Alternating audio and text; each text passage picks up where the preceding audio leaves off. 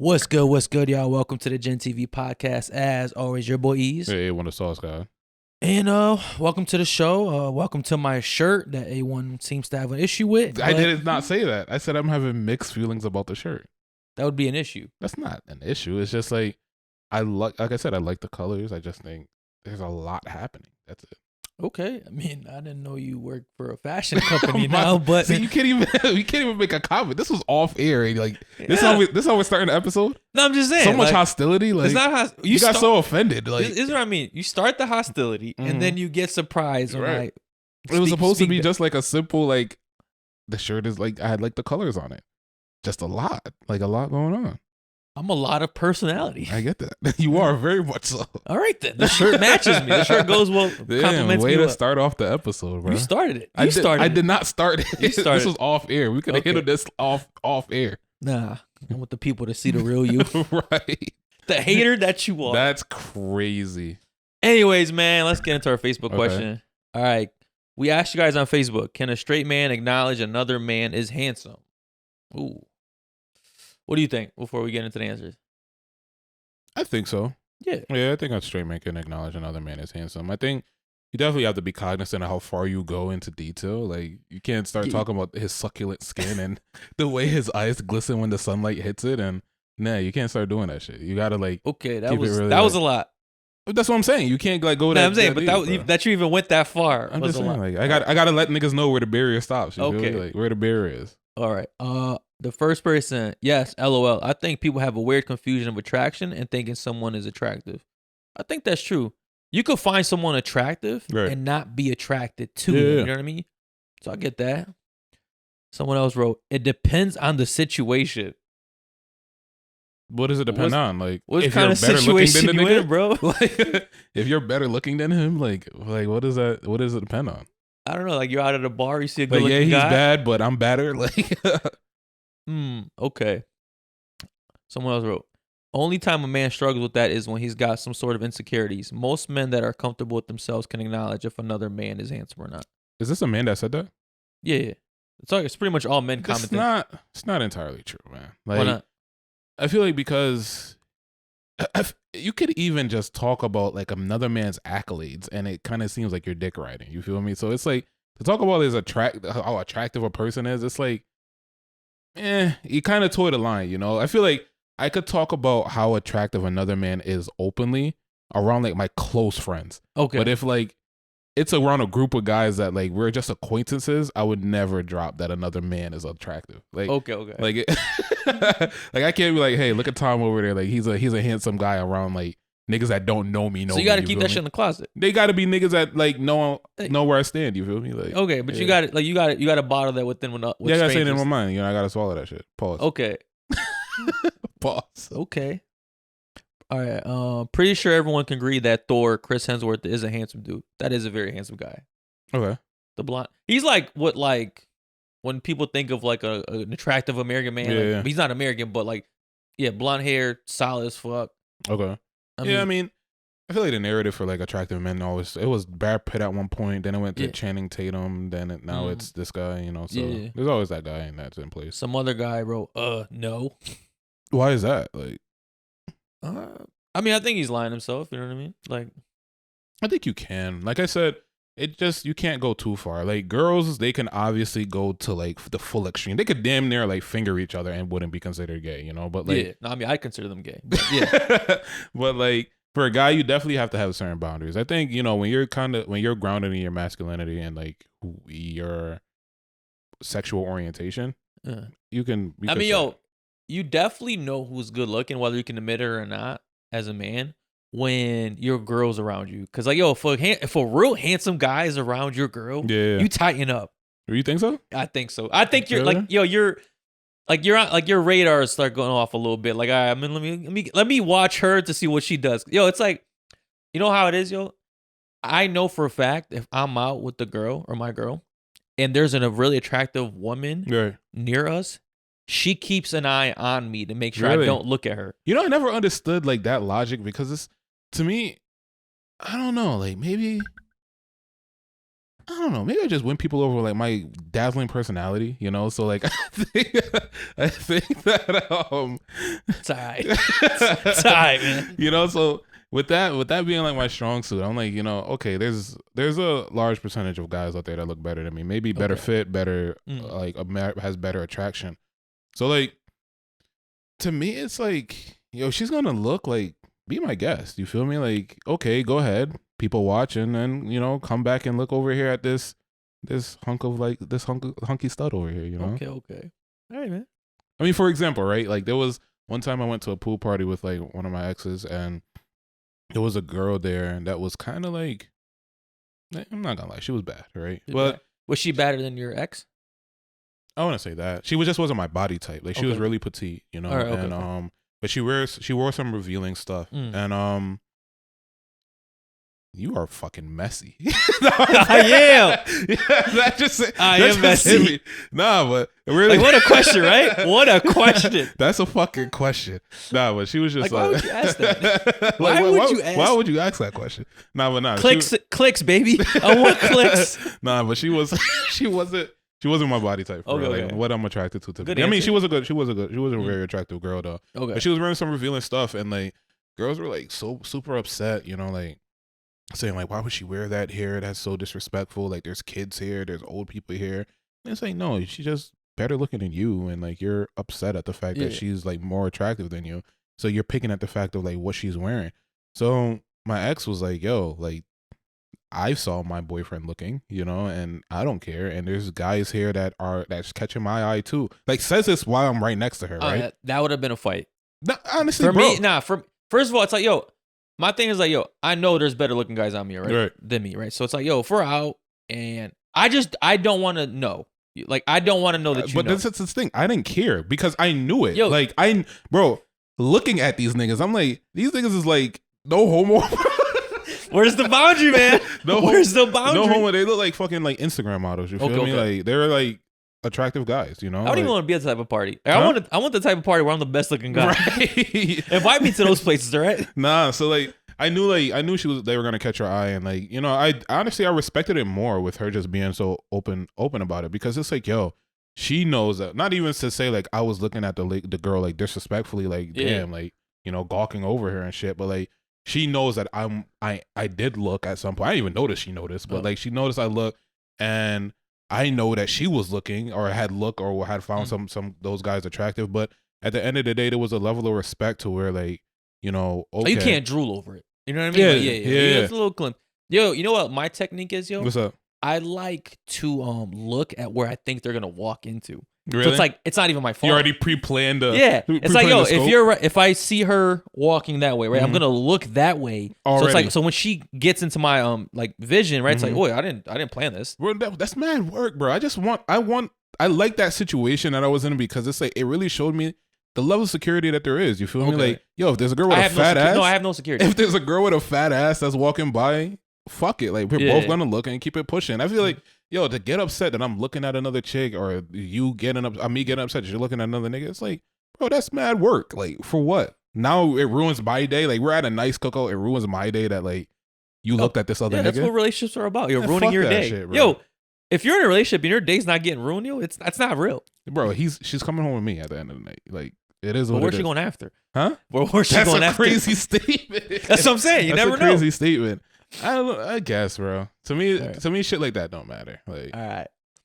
The next one.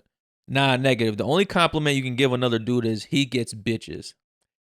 That's pretty much the same thing. Yeah, yo, that's like the diet way of saying another man's good looking. Yo, because if you look at another guy and says like, "Oh, I know you get bitches," you're indirectly saying he looks good. I can't. If you were a bitch, you would fuck this nigga. That's what you're saying. That's like, wild. That's wild. If you don't know the nigga, and you're like, you don't know the nigga, and you're like, yo, I know he get bitches. Yo, like, what about him makes you think he gets bitches? Exactly. Bro? Like, oh, you're attracted to this nigga? Like, damn. Nah, that sounds crazy, bro. Just say he's attractive. Like, okay. Someone else wrote, I see no problem with that. Yes, you can. Absolutely. Acknowledge another man is not gay. Being sexually aroused by another man is gay. We'll end it on that one. That's a good point. Yeah. I mean, what? Wait, hold on. Repeat the sentence though. acknowledging another man's attractive isn't gay. Being turned on by another man is gay. Okay. Yeah, so that's fair. I thought you said being attracted to another man is not gay, but being sexually aroused. I'm like, whoa. No. We got to be really clear here on what's what male celebrity you think's like really handsome? That's a really good question. You know what my go-to back in the day was like, Ooh. and you got a go-to for because I remember when like when you talk about like the epitome of like a good-looking guy, right? You'd be like, yo, like Trey Songz. Like back in the day, it's like, yo, I ain't no Trey Songz. Like, you know what I'm saying? That's right. like that was like the bar for a good-looking dude. You know what I mean? Right. Yeah, I guess Trey Songz. You know who's like a sleeper? I'm not even a big movie guy, but he's like a light-skinned nigga with like green eyes. He has like a mini afro, not the bald, the older. No, I'm talking about is it Michael Ealy? Probably. Yeah, I think he used to be in like a lot. He's of in like Barbershop. Probably The movie Barbershop. Yeah, he's in some Tyler Perry movies. Yeah, I think like that's like a it's a go-to look. Yeah, I'd get lost in his eyes. That's crazy. We're opening up. This is a safe space. This is a safe space. Okay. Yeah, no, I think he's a solid person. Who else would I say? I think Trey Songz is another one. Yeah. You know what it is? I want to say Chris Brown. Yeah, Chris Brown. Chris Brown's always been the go-to for women. I feel like that guy has been like, But I think it's more than just his features. I think it's just his style overall. Like he kind of has like that like eccentric style where it's just like it's a little bit one up everybody. Like kind of everything he does just looks. His confidence is like definitely just like radiates off him. Yeah, I guess you could say that. It's like one of those things where it's like no matter what the nigga puts on it, like it looks fire. You feel me? He got swag. He got swag. And I don't think I think that's something that doesn't transcend to like most other like attractive people. Like they kind of conform to like certain specific clothing, a certain look, like kind of like Michael B. Jordan. You can't see Michael B. Jordan like wearing no wild shit. Like he's pretty much just usually like clean cut. He's like cookie cutter attractive. You know what I mean? Yeah. Like, it's just like all right, but like I feel like with Chris Brown, he definitely has like that. He'll wear purple hair one day, and then have his hair long, and then have like get his fucking face tatted and shit, and it just flows. You feel me? It just flows. So I would give those as my three: Trey Songz, Chris Brown, and whatever that nigga name is. Your three is what? Trey Songz. Niggas you smash? Like, what do you mean? Like your three? Like attractive niggas. Okay, all right. That's wild as fuck. Like, why would you even take it there, bro? Like, we're having a real masculine moment right now. You just gotta like this is a problem, right? This is why niggas can't open up. It's because like it's niggas like you that's lurking in the background waiting for a minute. For sure. I'm a problem. I am part of the problem. That's crazy. Like, let me be grounded in my masculinity. Nah, I respect that, man. Yeah. All right, that's enough. Whatever this was, man. Yeah, that was like I feel like I'm gotta I gotta go cleanse after. Yo, I gotta go get some pussy. Get some pussy, right? Man. Reassure that I'm not gay after this shit. For sure. Nah, but let's get into the week, man. How was your week? My week was cool. I think it was it's a pretty chill week. I actually worked pretty heavy. I did notice that there was like this thing on social media where like, I guess you were the first, or the podcast was the first people that kind of pointed it out. And I was like, at first, I don't know what the fuck was happening. Oh, the phone shit? The AT&T thing. Like you had posted that, what service do you have? And I was like, this is an interesting question. And then I saw somebody say, "Oh, you getting messy?" And I'm like, "That's why, that's my second messy charge of the week." Right? You said, "Oh, you getting messy?" So I was like, "Well, what did I miss? Like, what did I wake up to?" And then I saw like everybody talking about how AT&T. You know what's crazy? I actually made the news. Like, no, bro, this is becoming a big thing. Like the FBI is investigating this. Really? Yeah. Wow. Yes. I mean, it's like, it's definitely one of those things, like, because we just talked about a little while ago about the movie Leave the World Behind, right? So like, when a major phone company like gets disrupted like this, I know like the conspiracy theories are gonna eat it up. Like this is the type of stuff they live for. You know what I mean? Like when something like this happens, it's like, I told y'all. It's coming. The world's coming. It's coming. Then like AT&T actually put out a statement. Their first statement was like, this was not a cyber attack. And it's like I wasn't thinking that, but now it's like the first thing in my mind. Now it's an alarm in my head going off, But I don't know. For me, I feel like there has been a lot of Leave the World Behind things happening since that movie came out. Like, for sure, there's been like a lot of little pieces that's been happening. And I don't know if they're like testing the waters right now to kind of like see. That was a test. We failed. Like people are People were going to like the AT&T store at the mall to fight the employees. Like, right. what do you think they're gonna do? One post I saw that had me dying was a lady took a picture in a car and was like, "Yo, the first person to walk in this motherfucker, I'm swinging." Oh, I see that shit. That shit had me in tears. Yo, people are so stupid, bro. Yo, because they really think that. Like, they think someone's at AT&T right now at the mall just put, like, just turn off, turn off the switch. Like, fuck it. You know what I mean? Like, they hit the switch on accident. Like, they unplugged the router. Nigga. Yeah. You know what's crazy too, bro? It just makes me think about how dependent we are on our phones. Right. Like, I mean, the thing was like down for like a couple hours. I mean, luckily I got was it T-Mobile? Yeah. So I was good. I mean, which fuck them, by the way. Why fuck them? Oh, that's a whole nother story. Yeah. Bill too high? Nah, fuck that. Let's get into it. So T-Mobile, bro, every time I go to upgrade my phone, I never had to put a down payment for my phone, right? Mm-hmm. Anytime I had to upgrade my phone. So I went to upgrade like this to this phone. And they were like, it was a down payment, bro. I was arguing with them like nonstop. So then I would call them about an issue I was having on Wednesday. Just a completely separate issue I was having, right? Yeah. And I couldn't get a resolution. So then the lady was like, okay, I'll call you tomorrow. Waited the next day, no resolution. Bro, if customer service tells you they're going to call you back, you just go about your day. Bro, dead ass. So like I'm sitting there waiting for the entire day for like a resolution to come through, right?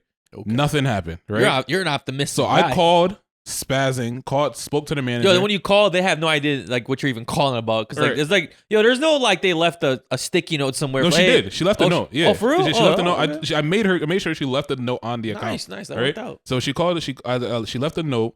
I called the manager, spazzing, right? So he was like, "Well, I gotta listen into the phone call. So give me like 3 days, right? So he was supposed to call me today. 3 days right? is wild. Yeah, he's like he has to listen to the phone call, then he has to try to find a resolution and all this other shit.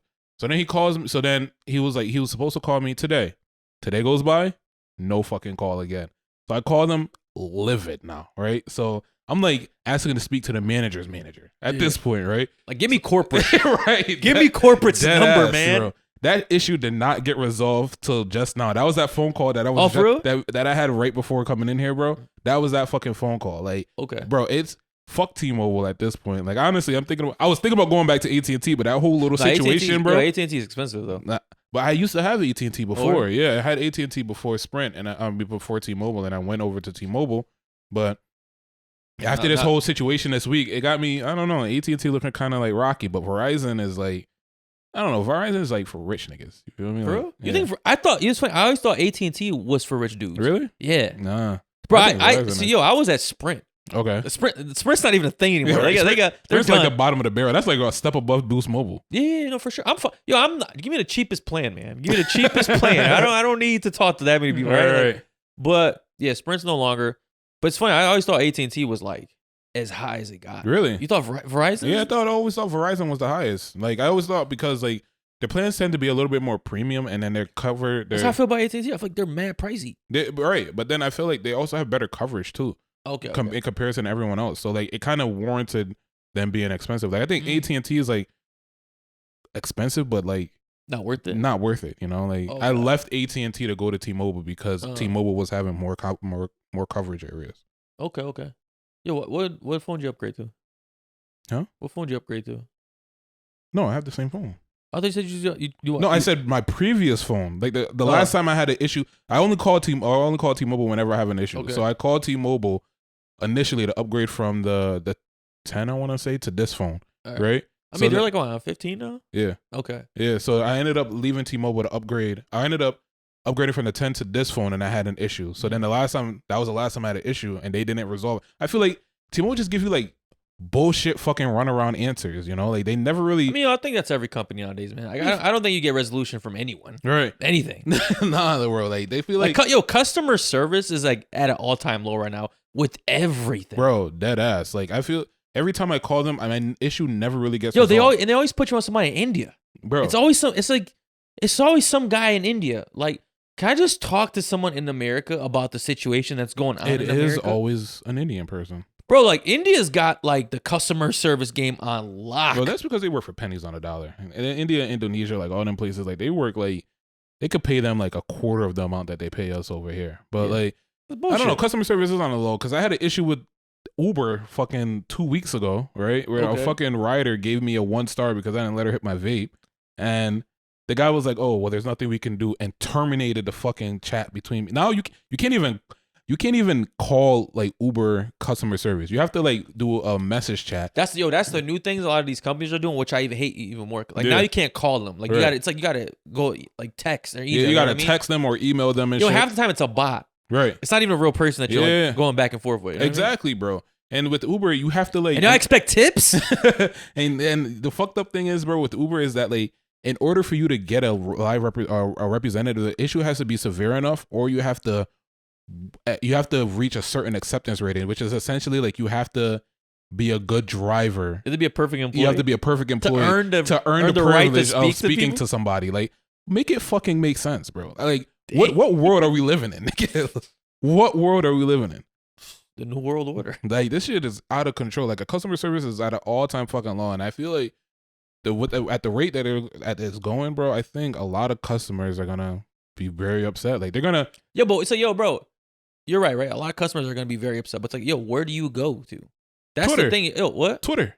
Just to talk shit? Yeah, but that's the only place that issues really get resolved nowadays. You think so? Bro, 100%. Some fat bitch just got fucking upset because her rider, she asked the Lyft driver, can her car fit 6 people? I saw that. He said, yeah, 6 normal people. I saw that, yo.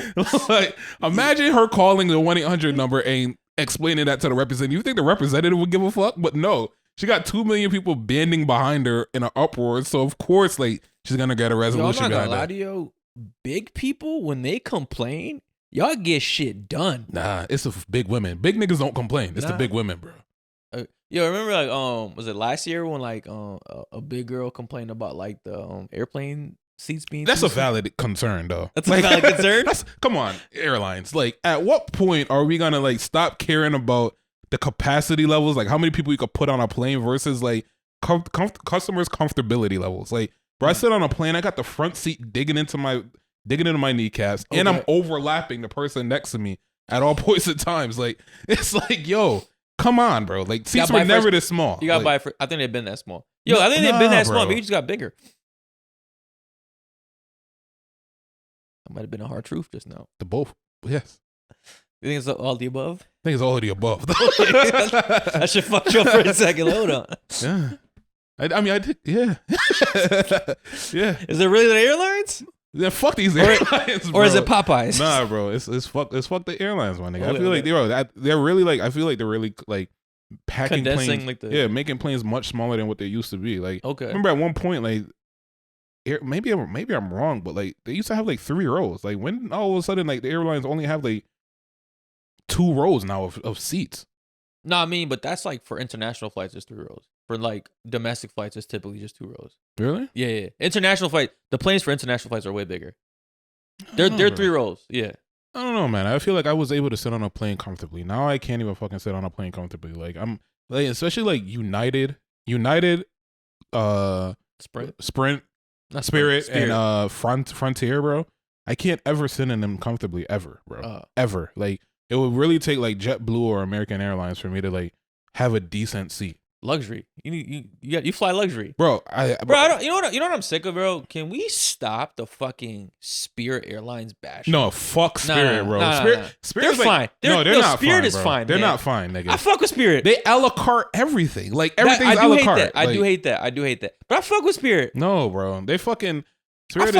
I have no shame in flying Spirit. Yo, people would be ashamed to fly Spirit. I'm cool with it. Nah, bro. They get me where I need to go for reasonable prices. I expect so much better from you, bro. As a man of your stature, like a man of your stature, like willing to fly Spirit, bro. That's insane. I'm cool with it, man. I'm cool with it. Man, bro. I remember the first time I flew first class. One of the first times I ever flew first class was us going to Mardi Gras. Yeah. Like, I was able to upgrade by like for like an extra like $30 or something like that to first class. No, fuck though. Okay. Fuck though. It was I think it was like American or some shit. Bro, the seats were so much more comfortable. That was the moment I realized I could never fucking fly Spirit again. Really? That was like, you won't fly Spirit? Bro, I cannot. I just can't. Like, you physically can't. I don't think I could fly Spirit if I wanted to. Like, Unless I get like the more leg room, and even then, like I need the width also. You feel me? Okay. And their seats aren't. They got like a piece of carpet in between you and the plastic, and it's like you want me to sit on this for 5 hours straight? It's like I'm riding on a city bus. I mean, usually I'm on planes. I'm usually knocked out. So yeah, to you it's whatever. Like yeah, I'm done. They could catapult you there, and you're good, bro. Yeah, I'll be wake up over here like good. Nah, bro. Hell no. Especially for me, where like my anxiety's through the roof on a flight. Like I at least need to be comfortable when I'm there. I don't need to be my knees digging into the person in front of me. I need the nigga next to me to have some room too. Remember one time we flew with Marv, nigga, and Marv just kept adjusting himself. Like he's a solid dude. Yeah. He's short too. Yeah, bro. He's solid, bro. Yeah. And I'm like overlapping him, and he just kept adjusting. So I'm looking at him, bro. I'm sorry, nigga. Like these niggas got me squeezed in here too. Like at least I have a fat nigga section. Like give me like an extra. I gotta pay extra or something. Like yeah, it's called first class. No, that's excessive though. Like $200-$300 to fly. Nah, I'm sucking that up, and I'm dealing with the pain for that moment. I'm not flying first class for $200-$300 extra. I mean, that or you gotta lose some weight. I shouldn't have to resort to this. That shouldn't be my option. Maybe bro. airlines. We're in a progressive world right now. Maybe airlines are pushing for better health amongst Americans. That, bro. They just need to be. We need more. We need a body positivity spokesperson for airlines. That's what we need. Yeah, you got enough big chicks that complain that this will get solved. Yeah, bro, dead ass. Like you saw how quick she got a resolution. Lyft themselves commented under the tweet saying like, "Yo, I'm sorry you had to experience this." The funniest part about that shit is when the guy put the smiley face emoji. 6 normal people. That was clever as fuck, but it's a valid thing, bro. As a Uber driver, that shit pisses me off, and like, bro, it would be like the 3 things that piss me off, right? Okay. Where I'm a big guy. So the 3 things that piss you off about Uber. Go ahead. No, the thing that piss me off about being an Uber driver and driving people, right, is that I'm a big guy. My seat is usually as far back as it goes with the incline, like a little tip back. The car would be empty, and someone would try to get in directly behind me, right? Like, why? Why would you do that? Like, I have the other seat pushed forward with enough room there for you to sit comfortably on the other side. Why would you like try to wedge yourself directly behind me? I would think from like a strategy point of view, because it's like, yo, if you go crazy, boom, choke you right there. You know what I'm saying? Like, got you in the neck type. Yeah, shit. But now I feel your fucking kneecaps in my back. Like I don't want to feel. Yeah, that I don't care. I'm on survival mode, man. I don't know whose car I'm getting into. Like, so then don't get in the car. Like fucking buy a car or take a pedal bike to wherever you gotta go. But if you're getting in my fucking car, at least you trust me enough to like sit on a ride where there's a part where it's gonna make us both comfortable. Yeah, maybe. All right. So that's number 1, right? Number 2 is people that go fucking bulk grocery shopping. Blows my mind. What do you mean? Like they will buy like groceries for the month and like pack your car up with the shit. So you're sitting there waiting for them to pack the car and then waiting for them to unpack the car.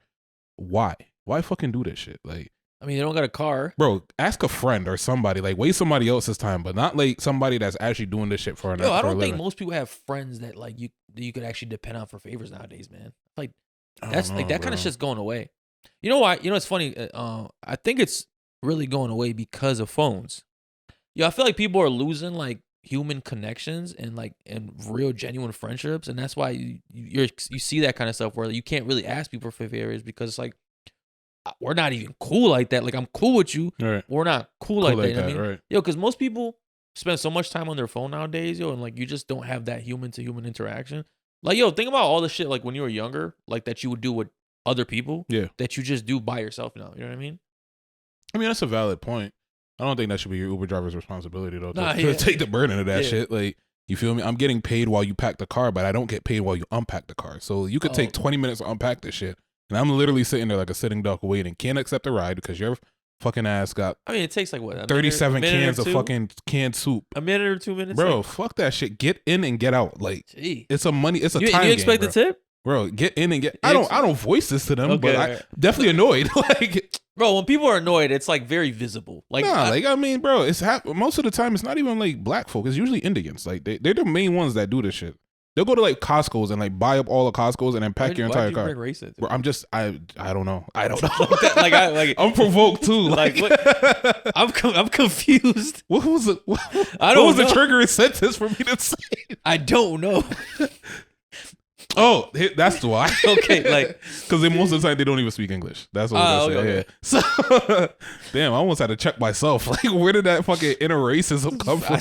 Who knows, man? But like, so most of the time they get in the car, they're talking with each other, and like they don't even pay you no mind anyways. You feel me? So, I'm not really like projecting my frustration off to them, but like they really go like bulk shopping, and then like you get paid for the time when you're waiting there, which is like pennies on a dollar, and then you got to unpack the fucking car, and then bring me to my last point, bro, is when like I don't know how to explain this. Like the tall person sits behind me.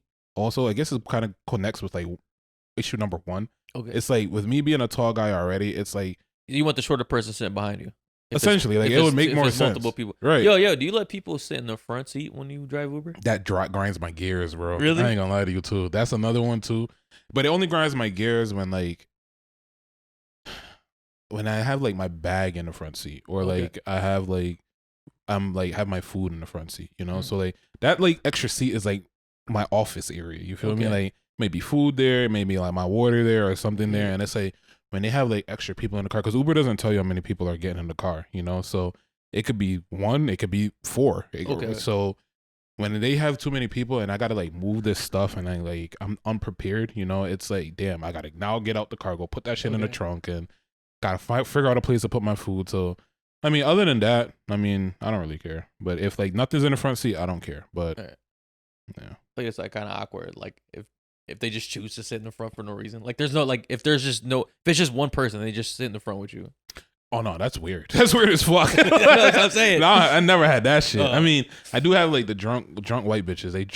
They instantly grab the front door and be like, "Can I get in the car?" One time, this lady fucking grabbed my driver door and like opened the door and was like, "Make sure she get home safe." And I don't know if the look I gave, I wanted to spaz on her, but I'm like, you know what? I'm not gonna do this shit. But like, what would possess you to grab my door and fucking open my shit to talk to me? Like, that's mad rude, you know. But I mean, I don't know. Outside of that, though, those are the 3 things. I mean, three and a half things. Like almost like a survey, you know what I mean? Like especially drunk white chicks. Right. Yeah, they would pretty much treat you like the fucking. Like, do as I say. Exactly. Like I'm their fucking lackey at this point. And then the fucked up part is like they could just give you a bad rating for anything. Yeah, bro. I told you, for my vape, like me not letting her hit my vape, she gave me a 1 star. I mean, you told me that story. I'm not completely against her in this situation. I don't think you should be smoking a vape while you're driving Uber. That's another conversation. But to give me a 1 star because I didn't let her hit my vape, that's kind of shady. Okay. Right. All right, man. All right, let's talk music. Anything else? Or that's it. I'm not really. I mean, I just been listening to some. I mean, like, all right, so 2 big artists dropped so far this year. Okay. Yeah, let's talk about this guy first. This fucking deviant. I have an idea who Usher. You're going to. Yes. First of all, let's before we get into it, Usher is having this is like this is Usher ear so far. You know what I mean? Like my man just did the halftime show at the Super Bowl. Yep. Got married the night before. He did. Yeah, he got married. Really? Okay. The night before, dropped the album. So let's get into like this was like pre-planned. I know. I mean, he kind of is like he's had a big rollout, and he's going on tour too. Okay. Yeah. Okay. Which, you know how you went on tour last year? How that went? No, I haven't. Remember with Keke Palmer? Oh, where? That was on tour. That was his Vegas thing. Yeah, but that's like a tour to me. I mean, he's like doing performances. Like you want to consider? I just thought it was like a Vegas. Like he has a contract with Vegas, and like they just go there to see him or something. Yeah, but he did like multiple. I guess like I know what you mean. It's like he's like not touring, but like, he did multiple shows in one spot. Okay. Like, so it's like I guess tour-ish. Ish. All right, I got some Super Bowl fun facts though. All right. Or Super Bowl halftime fun facts. All right, cool. All right, guess how much Usher got paid for doing the halftime show? $0. What? $0. How do you know that? Well, it's not actually $0. It's $671. Why is that? I guess that's like the union because they're unionized. So that's the union minimum that they pay the performers at the halftime show. Okay. Yeah. Oh yeah, I never knew that, bro. Really how'd you get 0? I just knew that the performers don't make anything off of it. Yo, they see it as a privilege, essentially. Really, I think that's insane, bro. Like I was reading about it, right? So they think like pretty much what you do at the performance, or because you perform, like your revenue in other places are gonna go up. You know, like your appeal is. That's true. So After Usher's Super Bowl halftime performance, his streaming on Spotify went up by 550%. Okay. So definitely get that. I mean, Right. yo, but to me, it's like, so guess how much a 30-second ad is in the halftime show? 30-second? Yeah. To get your ad on the halftime show for only 30 seconds, guess how much it is? 1.4? 7 million. Damn. 7 million for your ad to go in the Super Bowl. That's halftime crazy. show. That's crazy, right? That's insane. Or I mean, it's not the halftime show, that's the overall Super Bowl, Right. right? Guess how many viewers this Super Bowl had this year? Mm,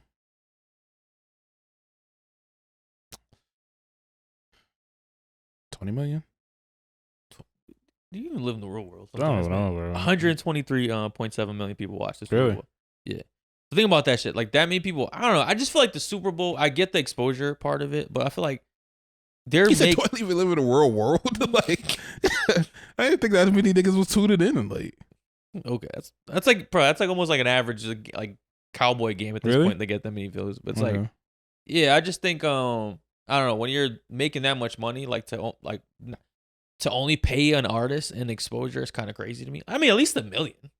Nah, Yo, that it's doesn't just surprise me, bro. it's just like pay him at least one ad. I mean, the guy performed for 13 minutes. You know what I mean? And if you're making 7 million every 30 seconds, it's like, come on. I mean, it doesn't surprise me because like, look at what the colleges were doing to the athletes. You know, they weren't paying them and they were making money off of them. You know, Yeah, they're kind of pimping them. Yeah, so it doesn't surprise me with the Super Bowl. It's a similar thing. I mean, when you have the entire world tuning on, the entire North America tuning into like your show at this moment, you know, it kind of makes sense. It's like, you know, we're doing you a favor. Like, we don't have to do the halftime show. Like, Yeah, but he's also doing them a favor in a sense. You know what I mean? It's like, yo, because they only try to pick the best of the best. You know what I mean? It's like, what if the best start saying no? so then they go on to the next person. Yeah. I mean, so yo, I just think about like, what if they all kind of like band together? Like, all right, like we're not gonna do any, like all the big artists, like we're not doing any halftime shows unless the Super Bowl pays us. I think it would last at least like 5 years before they take a hit. Okay. Honestly, I think the Super Bowl or the NFL is in like the lead here. Like, they have the upper hand in this situation. You know, like the entire world is tuning in for them. I think it's kind of been like an American tradition to watch the Super Bowl. Like, you know, it's not as big. You don't hear anyone banding together for like the playoffs as much. You know, like it's like, okay, this is one thing. This is one event where like the Thanksgiving at this point. You know, or like everybody. It's a holiday. Yeah, the like, Super Bowl is definitely a holiday. Like, everybody bands together for this one moment, and it's like, you know, we're gonna have it with or without you. You feel me? So it's like you have an opportunity to have your face plastered for how many ever minutes you get, and then it's your opportunity if you want to take it or not. You know? Yeah. Okay, I can see that. Like, it's not like Usher just isn't saying, doing, yo, Usher isn't break- doing them yo, a favor. Like, Yo, break $1 million off. That's all. Like I'm just saying, $1 million. Like it probably made like 600 million this year. You know what I mean? I don't think he needed it. Look at what Kanye did, bro. Like, Kanye's company made what, like 19 million or 20 million Yeah. in a span of like 24 hours from his bullshit ass but iPhone clip. he has a cult following. You know what I mean? But even then, like, you tell me 20 million cult follow. I don't think Kanye has a $20 million cult following people. I think so. Amount of people. I don't think so, bro. I think people just noticed it and was like, okay, let me check it out, you know, and then went up there and bought, like, purchased some shit off. Okay. Like, think about it. Most of the time, you can't even purchase Kanye shit because it's like it sells out, and then it resells for like hundreds of dollars. So like, for him to make the amount of money that he made off of an iPhone video, which is insane, you know, it's like, okay. I mean, but I tell you what, that guy is always thinking ahead of time. Like, what a clever way to do it and stand out of all, like, you know, the other commercials and ads. Because it's like, obviously, you're gonna pay attention to that one because it's so different than all the other ads. Cause like, it's not as like professionally done. You know what I mean? It's he was real. He was like, most of the time, most of the video was him just yapping about how he completely forgot to shoot the video. Yeah. Which I thought was like just go to Yeezy.com. Was the strategy. Okay. You know what I mean? Like, I think that was the strategy to make you think that, like, oh, like this guy is just like, you know, not thinking that far ahead. Right. Possibly. Maybe. I mean, yo, he is a genius, right? Yeah, maybe he did pre-plan it. I don't know. I thought he was being genuine in that moment where like they were just full focused on that day. Yo, celebrities are never genuine. Never. I mean, so what about the biggest thing that happened during the Super Bowl, which is Mr. Usher grabbing up on Swizz Beatz girls like that? bro, that guy's a deviant. Bro. Like Usher is diabolical. Diabolical. Nah, he is, because it's like, he knew what he did last year with Keke Palmer and the attention it got, right? So he recreated the moment, because it's like, first of all, you didn't need to do it. Right. You know what I mean? It's like, the performance would have went just as good if he didn't grope the woman. You know what I mean? When you got married the night before too, it's like poor taste. Poor taste. Right. I mean, at least wait a week. That's crazy. But it's like, I mean, that is kind of wild to get married the night before and then grope on Alicia Keys the next day. And it was like, it was like quick, but it was like, it got to the point. You know what I mean? Like, my boy caught a feel. It's crazy because as soon as it happened, I was like, oh, what is Swizz? Swizz is probably punching the air right now. Like, the thing is, like, Usher probably knows Swizz beats too. So it's like, it's even worse. Like, damn, bro, like, you my boy. You gonna do this shit to me? I mean, and the fucked up thing is that Alicia can't even like push him off or anything. Nah, like, this is like you have to go along with it. Yeah, like, she'll look crazy. Yeah, like for them to some shit to like really happen at like one of her biggest performances ever, probably her biggest performance ever. Yeah, for her to like ruin that moment, it's like she can't even go through with that. Like she has to kind of swallow that pill and just have that conversation with Swizz after. Like, then Swizz put out a statement saying like, this is like all professional. It's part of show business. Which I think he has to do. You know what I mean? Like, he can't show his insecurity at that moment and be like, this is fucking wild. Yeah, for sure. Because it's like, I don't know, the allegiance that women have on women, bro, is a different fucking thing. So like for him to come out, he'll be just like another bitter boyfriend or if he came out and said like spoke out and like said, I didn't really appreciate that shit. Like, the women would turn against him. You're quickly. supposed to be happy for your wife and you're supposed to be happy that your wife just got groped by Usher. It's Usher. Come on, it's Usher, man. Come on, Usher can touch my girl. Like, who cares? Right? Like, it's all fun and games, nah, bro. It's like, I think that was a line that. It's just that shouldn't have been crossed. I thought it's in poor taste. I thought it was just in poor taste. You know what I mean? It's just like you're all in the business. You know what I'm saying? Like, you're gonna run into this guy. It's just like, why do it? It's like like I said, especially you knowing what the backlash you got from the last one. Not even the backlash, just like the uproar that you caused. The drama he caused for Keke Palmer and her boyfriend. You know what I mean? It's like, why would you want to do that to someone? That's what I'm talking about. This guy's diabolical, Like it's like he play. You know what I like about Usher, he plays this game like, I'm Usher. I'm innocent. I didn't do anything. I don't know what I'm doing. You know what I mean? Like, it's just fun, guys. It's part of the dance. It's like, I'm onto you, man. Yeah, I think he's kind of like a sleazeball at this point, it's like, come on. Like, I mean, do you think it was planned or do you think it was like unplanned? Bro, I thought about that shit because it's like, if this was rehearsed, it's even more wild to me. It's like, so you just been getting groped all week? No, maybe Swizz was on it too. Like, maybe they were like, okay, you saw the uproar that it caused the last one. Like, this would be good for all of us, kind of thing, That'd be kind of like pimping your chick out a little bit. Why not? They do it for free anyways. Your like faith in women is so low, bro. There's no faith in them at all. Like, I have faith. I got stuff. I don't know, man. I don't know. I didn't. Cause my thing is that when these kind of things happen, I like to put myself in that situation and imagine how I would react, right? And I wouldn't like it. I mean, this happened with the other artist, the African artist, Omah Lay, right? Yeah. Where he called that girl out to come on stage. Mm-hmm. She was out with her boyfriend of 1 year, and she got crazy on stage. You know what I mean? And the guy just had to fucking watch it. He left. Yeah. I mean, he ended up walking off after. Did you see the walk video? Bro, it was hard to watch. Yeah, I felt heartbroken for him. Yeah. That's what I mean. But I like to. I'm one of those people. I think I'm is it an empath or what's the empath, right? Yeah. Where like when something bad happens to someone else, like I feel it, like it's happening. It's mainly guys, bro. Yeah, it's mainly guys. When there's something bad happens to a guy, you're like, oh, come on, bro, you didn't deserve that. This one was so bad, that women were on the guy's side. That's how like this one. Yeah.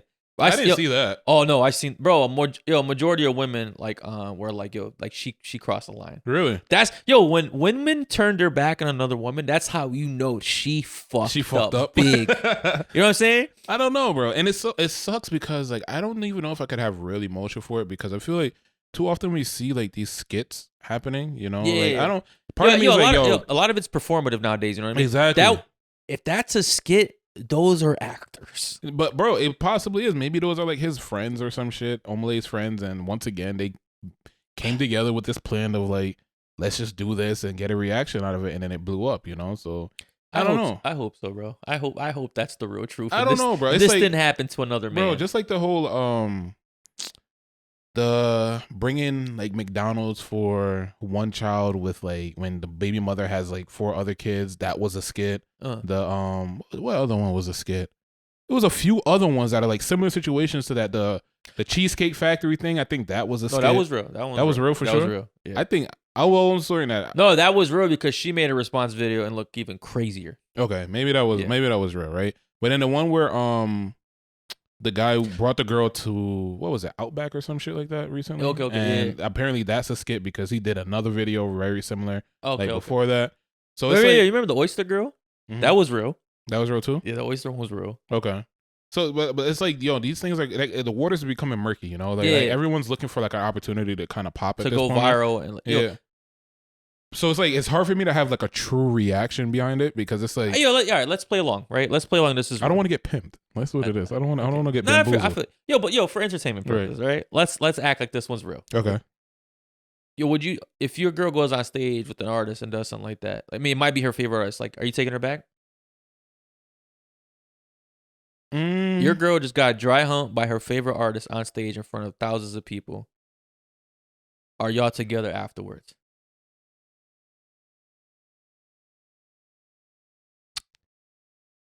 Yeah. Oh, yeah.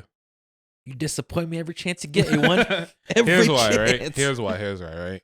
It kind of goes back into the whole conversation we had earlier about like the more attractive person. Okay.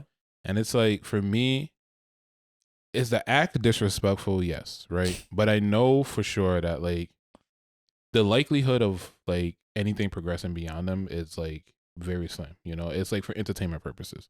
So for me, it's like, it's not even like being a simp or any of that shit. To me, it's just like, here's an opportunity for her to get on stage with like her favorite artist, something that she's always gonna remember. Like, man, fuck it. Like, obviously I'm hoping that she handles herself with some sort of grace, like some sort of like. No, you've seen these women. They're not gonna act. They're not gonna do. You seen Keke Palmer? You seen this girl? Like, I mean, Keke Palmer wasn't terrible, and then Alicia Keys wasn't horrible either. You feel me? No, Alicia Keys was. She had no choice to make. Right. I don't think Keke Palmer was terrible. I think she just played along with it, but she didn't like grab this man's dick and like get on her knees and like do some wild shit. I mean, this chick kind of That's what I'm saying. Like, she went above and beyond. I think that is a little bit too much. You feel me? Like, when you're doing shit like that, that's kind of crazy. But like, if he wants to like bring you on stage and he wants to dance with you and do all this other shit, bro, like, I don't really care. Even if he like fucking dry humps her, like whatever, bro. You feel me? Like, if she now what she does, it's like, okay, girl, you ain't had to go that far. Like, you feel me? Like you ain't had to do all that shit. But for me, it's like, yo, this is your favorite artist. Go ahead and have fun. It's like, at the end of the day, like I said, it kind of comes back to like, you're coming home with me. Like, now, if she goes backstage with this nigga, nah, I don't think I could do that. Nah, I think it's clip. Like, if like for some reason she ends up backstage and I'm not there, like, I don't know what conversations y'all are having. You feel me? Like, it ain't no conversation, buddy. I'm gonna let you know that. Now he might be getting a number. He might be doing whatever. You feel me? We're getting that neck. Whatever, neck. Bro. Whatever it is, yo. I don't think I could swallow that because in the back of my mind, your imagination would just be gone. Wild, yo, gone at that point. Even if she did nothing, because you would never really know. Yeah. I mean, she'll be telling me like, oh, nothing happened between us, but did I really know nothing happened between you guys? Like, I don't know. I don't think I'll be as upset. I think what it is also like the if she prepped me, you feel me? Like, how would she prep you for that? I mean, if she had the conversation, like, like if I don't know, hey, I'm on to go dry hump my favorite artist, not like that, but if he asks me on stage, like, are you okay with it? If we have a conversation with it, well, like, so she did a response video where she said they had a conversation prior where she said if she got called on stage, she'd be cool with it. Right. So I mean, I guess he was prepped. That's her side of the story, though. I mean, so how about you? The moment your girl goes on stage, it's over? Yeah, pretty much. She could just be going on stage and that's it. It'd be, I can't say like if she just goes on stage, but like if anything really like starts touching between them, like that's your clip. Really? Yeah, I bet you I'll make that known. I'm insecure. I'm cool with it. I don't know, bro. I would feel like for me, my thing is, because if she did it with the regular guy, right, it'd be done with you, right? What benefit do you have from that? No, I'm saying, if your girl does that shit with a regular guy. Yeah, what benefit is she getting from that situation? No, I'm saying well, what real benefit does she get from going up with the celebrity? Really, no benefit, bro. Memories? I feel like what memories? It's kind of like nah. Kind of like what? Why we pay for concerts? You know, your local artist is fucking performing every weekend. You don't pay to go see them, but like you pay to go see Usher because it's like it's a memory. You feel me? No, for sure it's a memory, but like I'm not trying to have the memory of you grinding on Usher. You know what I mean? It's like I don't know. Like yeah. All right, here's where I draw the line. She goes up there and they have a twerk off and she's throwing ass. Crazy. Like you're wilding now. Like you look like a tree. Like you're not doing that. Right? Okay. I'm gonna have to draw the line there. But like if you're going up there and the nigga's like, you have your moment to like kind of be. Like have their spotlight, man. Go ahead. Like it is what it is. Oh, yo, that's good for you, man. Not me. Not me. I'm not taking that shit. It's cool, bro. Like, bro, because to me, yo, I really, honestly, I understand the difference between a celebrity and a regular person, but at the end of the day, I really do look at celebrities like regular people. Like you're not really above anyone to me. Obviously, you're more wealthy and you're very skillful in this thing that you're getting paid to do. But as far as like, you know, how it comes to between like people, like your interaction with other people, I feel like you're a regular person. You know what I mean? Like it's like, yo, if someone comes up to you and like spits you in the face, like spits on the face or like disrespects you, right? You're gonna probably fight them, right? Absolutely. I think if people treat celebrities in different where like a celebrity like disrespects people all the time, and like sometimes like people just don't do shit because they're a celebrity, right? I don't like to participate in that like celebrity worshiping, idolizing kind of situation. And I think when you think like that, it's like you're kind of being a part of it, where it's like, all right. Yeah, I'm gonna let my girl go do this because it's a celebrity. But it's like to me, it's like, yo, that person bleeds like everyone else. So it's like, yo, you do that shit. I'm really just seeing like a regular. You just, yo, if she goes and does that shit, all in my head, it's like that guy's no longer a celebrity. That's just some dude. A regular nigga. Yeah. To me, bro, it really comes down to the comfortability where you are in your relationship, because it's like going back to like the whole looking at you or your partner, you and your partner looking at someone else. It's like, yo, to me, it's like at the end of the day, she could look at this handsome nigga, right? And I wouldn't give a fuck. You feel me? Because it's like, okay, she's looking at him. Obviously, there's other people in the world that she find attractive. She's human. You feel me? So it's like, to me, shit like that doesn't bother me. Whereas in the same token, it's like she's going to see her favorite celebrity, right? And her favorite celebrity calls her on stage, and like if he's making you go up there and look stupid, that's crazy as fuck. But like for you to go up there and get a dance from the nigga, like I've seen plenty of videos where like girls go up there, they sit on the chair, and the nigga will like dance around them and sing to them and all the types of shit. And like grind on them. Shit like that don't bother me, because it's like, yo, like this is your experience. Like I'm not telling you to get on your knees and act like you're giving them head. I'm not telling you to like let the nigga fucking rip off your clothes on stage and expose you to your bra. Like that's absurd. You feel me? But like for you to like have the highlight of your moment where like your favorite artist gets to serenade you for a moment, bro, it is what it is. Like you're gonna go up there, you're gonna do that, and you're gonna get off the stage and come back and you're gonna stand right next to me after. It's like, I mean, to me, it's like, what do I lose from that? You feel me? It's like you don't lose your integrity, because like if she's up there and doing what this girl did, that's kind of crazy. But like if you're going up there and you're having your moment on stage, it is what it is. I mean, if he's just singing to her, I'm cool with that. You just don't touch her.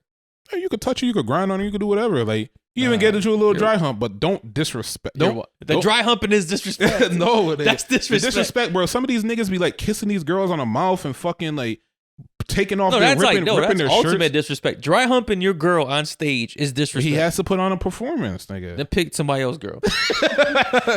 Why he pick the girl to the right? Why you pick my bitch? It's crazy. It's like, yo, first of all, you seen this, like, yo, you see a group of girls, like pick the girls that are single, like, you know what I mean? Or at least present to be single. You see the nigga, yo, you pick the one where she's standing next to like the nigga, clearly with the dude. Right. Like that's crazy. I mean, yo, you getting a little bro in real time. I mean, it really depends on how you look at it. You feel me? Like, I don't know. Call me Adam 22, bro. It don't matter to me, nigga. That's like, not. You don't want to be called Adam 22. Call me Adam 22 in this moment. To me, it's like it is what it is, bro. Like I said, as long as you're not being disrespectful to her, like, or being disrespectful to the relationship, I don't really give a fuck. But I don't know. Have you saw like the stuff that's been coming out after? So I guess Kai Cenat tried to have her on his stream, and she pretty much was like, try to discuss like compensation, which right? I think she's right. I don't think she's bugging for that. Like, yo, she's tweaking, no, right? She's not. She's tweaking. Yo, Kai's trying to make money off her, so let her make some money. All right, we'll get into that, right? Okay. So then I guess he decides to invite the guy on, right? He went on. I saw he did a 20 and 1. Yeah. And I guess Kai donated like $20,000 to him or some shit like that. Okay. And so somebody reposted it saying like, so he can pay him but can't pay her. Yeah. And I'm like, this is a valid reason why he would pay this nigga. This nigga was as a victim in this situation. No, you feel me?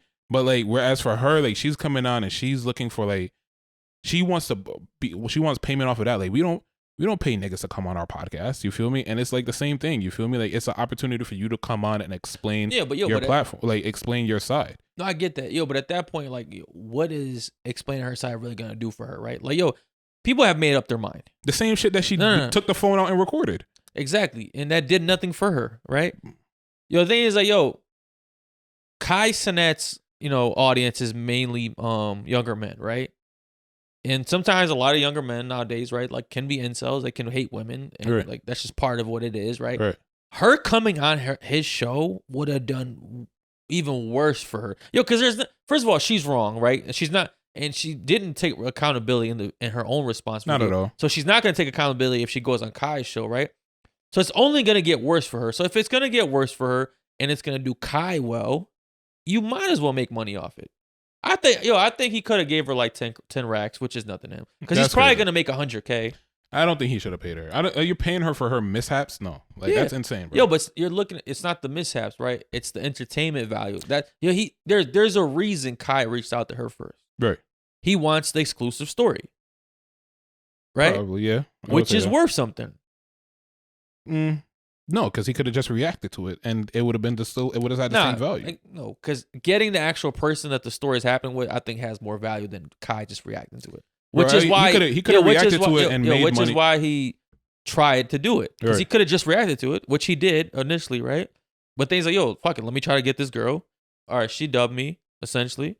Let me try to get the guy then. So you think he should have paid her? 100%. That's crazy. I would never. Never have guessed the thing that. is, bro, she's not like a streamer. She's not like a social media influencer, right? She's just a regular person. So if she was a social media person, I could see it doing for free, it benefiting her because now she's getting exposure, right? That's what we like to pay people nowadays, right? But she's not. She's just a regular girl, right? She would have went on that show, got shitted on by all his fans, and then went back home for nothing. Nothing. But she's not a social media girl, but nonetheless, what she did was on a large scale, you feel me? Or it got a lot of recognition. So like this is an opportunity to once again get a lot of recognition as well. You feel me? But the recognition's already done. Like there's nothing she could have said.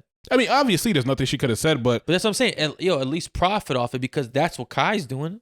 No, but that's no difference in the bitch that fucking super glued her hair together and like went on the fucking so many different people's shows after, or the girl that was like that was a stripper that fell off the pole and then went out and started talking about that after. It's like these situations aren't exclusive to like just because it's this situation. You feel me? Like no one is getting paid for this stuff. No one's getting paid to go on and discuss their story. It's just an opportunity for you to have what's really the opportunity?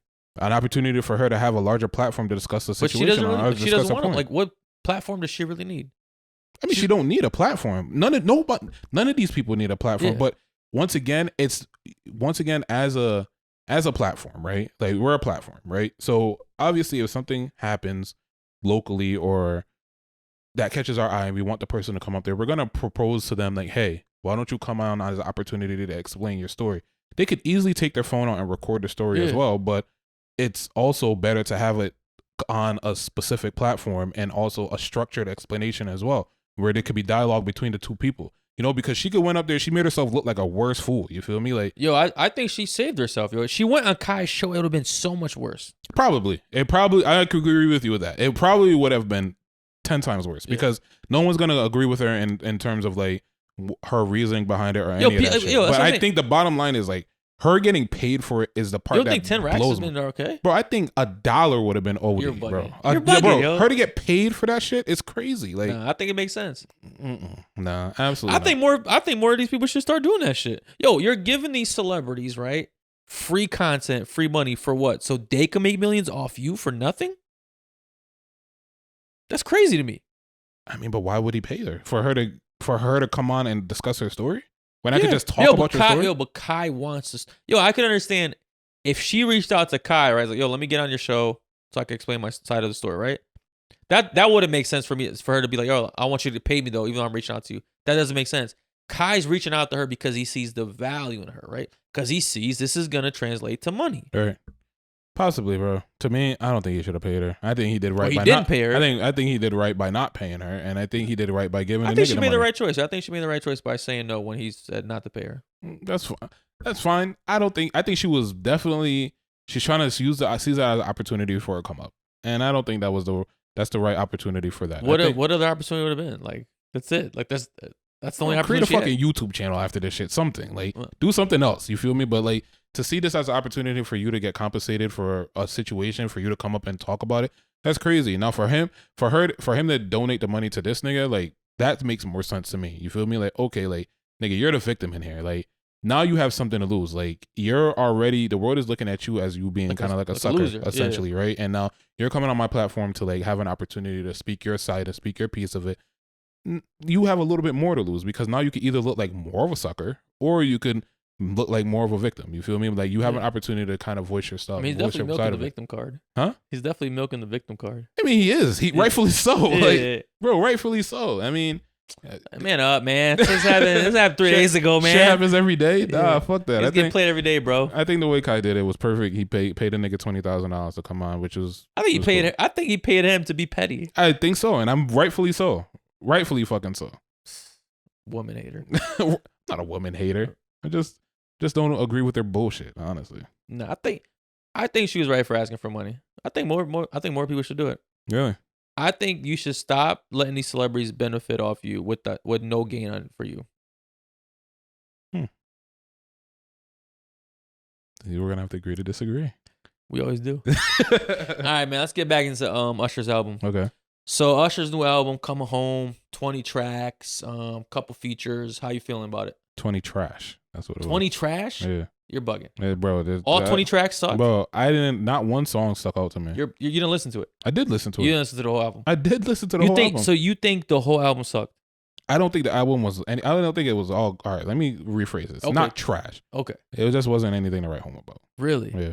So the first half of the album is trash. Okay. The features on this shit sucked, except 21 Savage and I think Summer Walker's album or track was good. Okay. Burna Boy let me down again. He let me down on 21 Savage's album. He let me down on Usher's album. Right. Like the features just ain't doing it for him. Yeah. Lotto was okay. When I saw The Dream was on this album, I got so fucking gassed. Why? So quick. I used to love The Dream. Okay. The Dream to me like was a beautiful like singer. You know what I mean? Like his pause, like his voice back in the day, bro. Right. Why'd you pause that? I don't know. I'm uncomfortable, man. I don't know. I got PTSD. All right. Okay. Pause. All right. But yeah, when I saw The Dream was on this, I'm like, oh, this is about to be fire. Yeah, One of the worst tracks on the fucking album. Bro, that's what I'm telling you. I don't even know what he was doing. I don't think anything was great, bro. I don't think anything was good on the album. I mean, let me go over this shit, man. Okay. I mean, I thought, The Dream shit sucked. There was all right. The Burna Boy one sucked. Lotto kind of sucked. The Dream sucked. I thought the one with her was gonna be good too. I mean, I thought he has like some solid artists. Yeah, solid artists up there. But it just didn't. What I realize is when older artists come out with newer music, I feel like they kind of get mixed. They kind of get lost a bit. Like they lose their identity in a sense. Yeah. Even like when I first realized it when like Tyrese comes out with new songs, right? Okay. And it's like I love old Tyrese, right? But then like his new stuff, it's like, bro, what are you doing? Like, what are you even singing about at this point? And it's like the same thing with like Usher. It kind of gives me that like empty R&B vibe. Like there's no like purpose behind it, you know? So all right, let me get into the good shit. Right? Okay. We definitely got over the bad shit. So Stone Cold Freak. I don't even remember the names. All right, I'm gonna play this shit. This was heat. You remember this? You gotta listen to this. Come on, man. Yeah. I Am the Party. Fire. This reminds me of old Usher right here. This song right here is old Usher coded. Come on. You're not feeling this? Oh. Bro, I do not know. All right, this might be my favorite track. Please You. This is old Usher right here, yo. I don't remember this one. I'm telling you, you gotta listen.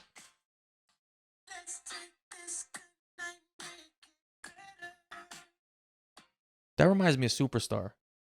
No. Nah. No. Yes. No. I mean, I can't speak on that one because I don't remember that one. Bro, I'm telling give it the first half. Here's what I had to listen to it twice because when I listened to the first half the first time, I'm like, this shit is trash. Right. Like I don't know what this man's doing on this album. Okay. Like this isn't R&B. Right. But after like you get through like the first 7 songs, bro, I think the back half of this album really. So here's where I would agree with you, right? I think a lot of the albums that come out lately, you do need to listen to them multiple times. Yeah. So for Usher's album, I did not give it a fair second listen. Okay, that's what because that's what I did. Like, right. I did not give it a fair second listen. I put it on the first time. I listened to it the first time. Skip all the features, yo. Like literally skip all the features. I'll give it a next time. No, I'm telling you, the features ruined the album. Really? Yeah. All the songs with features up there are terrible. They're terrible. The 21 Savage and Summer Walker song, straight. I mean, that song came out like a couple months ago. That was cool. It's a good song, right? Yeah. Everything else, bro. This has the worst Usher song I've ever heard in my life. The song "Big" on this album, I can't believe someone cleared it. Bro, that shit was trash. Like absolute garbage, bro. No, like that was absolutely garbage. I don't know how he thought of that song. Like, that was the turning point for me where I was like, yo, this, bro, they're losing Usher. They're losing it. Like at this point, the man's lost it. Right? Like they're losing at this point. Like he needs to stop focus on groping these women and get back to the studio and focusing on real R&B. This is crazy work. Like I'm listening to that, and when it hit that song, I remember that song specifically because I had to look to see what song is this. Like it was terrible. I couldn't believe how bad it was. Like, yo, that's the worst song Usher has ever done. But that's what I'm telling you with these old artists dropping newer songs, bro. You know what he did too, bro? He did a little bit too much rapping, like in this album. I didn't like that. Okay. Like especially in the first half of like he's kind of doing this rap R&B mix, and it's like, bro, leave that shit to Drake. Like, yo, stick to R&B. But at the same time, yo, it's kind of our fault as an audience why he's doing these things because like what's like one complaint we always have about artists nowadays, right? They're stagnant, right? They're not changing, they're not evolving. It's just this, they're putting out recycled shit, right? Mm-hmm. So when they try new stuff like this, it's like they're doing it to cater us. It's just, I mean, unfortunately, it's just not working out. I mean, I don't know if that's the reason, bro. I think they're getting lazy, to be honest with you. I think they're just like, they already hit the pinnacle. There's no more hunger anymore. You feel me? Like, even you can see it with like Drake's latest project, right? Yeah. It was like, you're not hungry anymore. You're like, what point do you have to prove at this point? Like, you are already at the top. Like, you're pretty much just putting out music just to put it out. Thing with Usher, it's the same thing. You're putting out music just to put it out. Burna Boy, like, he lost his hunger. Like, you feel me? Like, I would say he's like Africa's. I mean, these are just his last album was good. I think his last album was good. I think his songs after that have been terrible. His features just been bad. Right. I think, but they're pairing him with like the wrong people. I think he used to do good with anything. Like anything he was on before was good. I think a lot of the features that he was on before was more targeted toward his specialty. Niche? Okay. Yeah. Possibly. But I mean, like the song he did with Usher is like that's not like. First of all, Usher's not even doing it. It's not even an R&B song. So it's like you're not even doing a real Usher song. So it's like Usher is experimenting whatever nonsense he's doing. Now he's got Burna Boy in this shit, and it's like it just didn't mesh. You might be onto something because I don't think I like any African artists on non-African songs because even it's hard. Davido on Chris Brown's album was terrible. I didn't like his bar on that. Yeah, it's hard for African artists to like mesh with American just or outside like Afrobeats music. Right. Yeah, I think I could see where you're going with that. You know the only artists that do very well with African artists are London artists.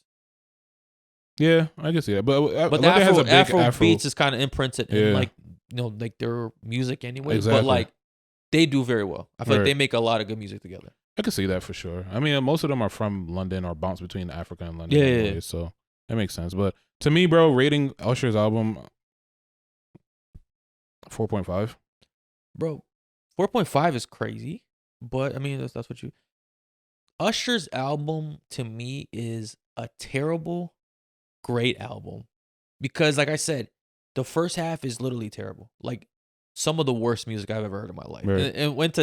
And when I heard Big, it was like, okay, this guy's fucking lost it. And I lost faith, but then I gave it a second chance. I listened to the back end, and I was like, yo, this is great music. Like I feel like if you listen to it, like this sounds like the old Usher to me. Okay. Like the song, like, bro, I listened to the album and I wasn't impressed. I'll give it a second listen, but I don't know. Like I'll waste my time again listening to it. I mean, you got free time. At least waste time again listening to it, but it wasn't that good to me, bro.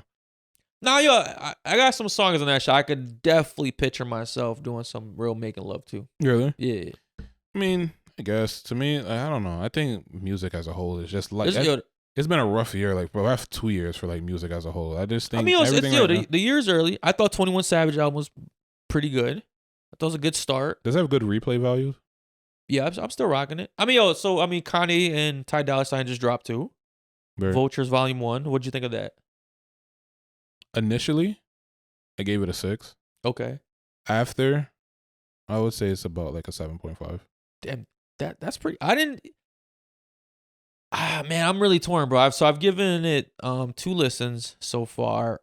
I'm not the biggest fan of it. There's some tracks on it that I really do like.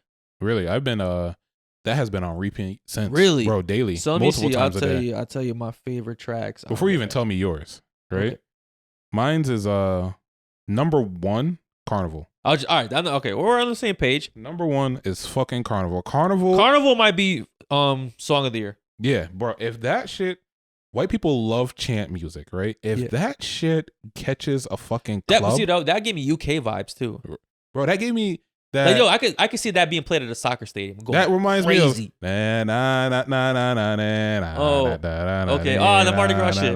Yeah, bro. That reminds me of that shit, right? Hey, bro, if that shit catches a fucking white crowd or a rave, it's going nuts. Nah, you know what's gonna fucking go crazy, bro? If it they played at a rave, Paid on that album? Yeah. I don't remember that. The name of the songs. I'll play it for you.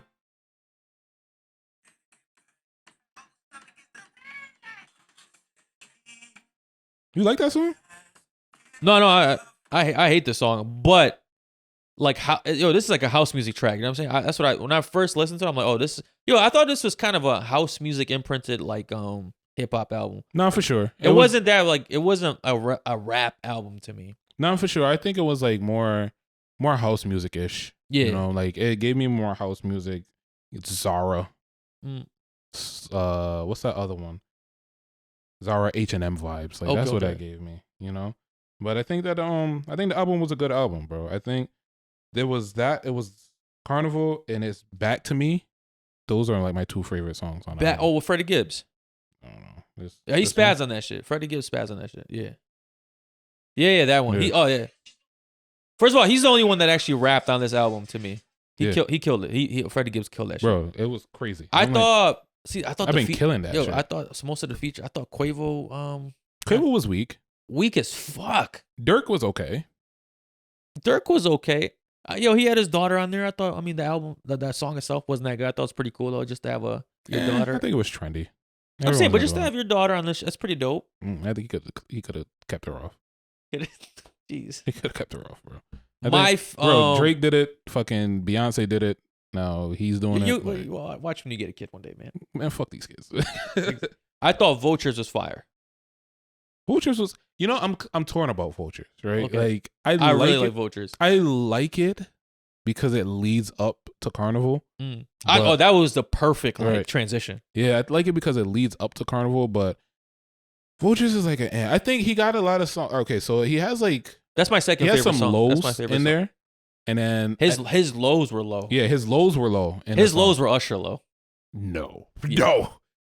The first 3 songs to me were trash as fuck. You think so? Yeah, I love the first song. Nah. My thing with this album was like, I think they focus too much on like the beats and the beats on it are amazing. Yeah, the beats and production on it is crazy. The actual vocals on to me just didn't mesh with it. Like I could see that. Yeah, the beats on that song on the album. Like Kanye, like the production was amazing. Did he produce this album? I think so. He produces all his albums. I'm pretty sure. Really? I don't think he thinks he works on anything without him producing at this Really? point. Okay. Yeah. I didn't know that. I didn't know he actually produced Yeah, it. the vocals on like a lot of these songs to me were like, damn, like it just didn't go. Okay. Did he have Jack Harlow on that song? No, I didn't. One of the songs sound like Jack Harlow. What's his name? Jack Harlowish?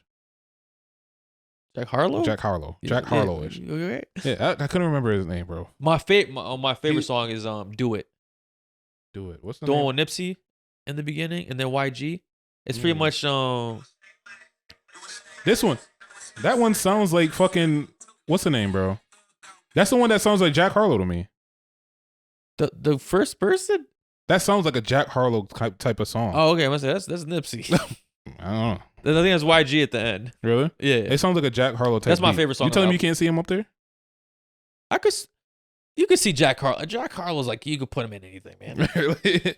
I didn't know that was Nipsey. Honestly, I honestly thought it was Jack Harlow. Yo, that's how I'm bugging. I mean, I gotta hold on. Let me fact check this shit before I get bugged out real quick.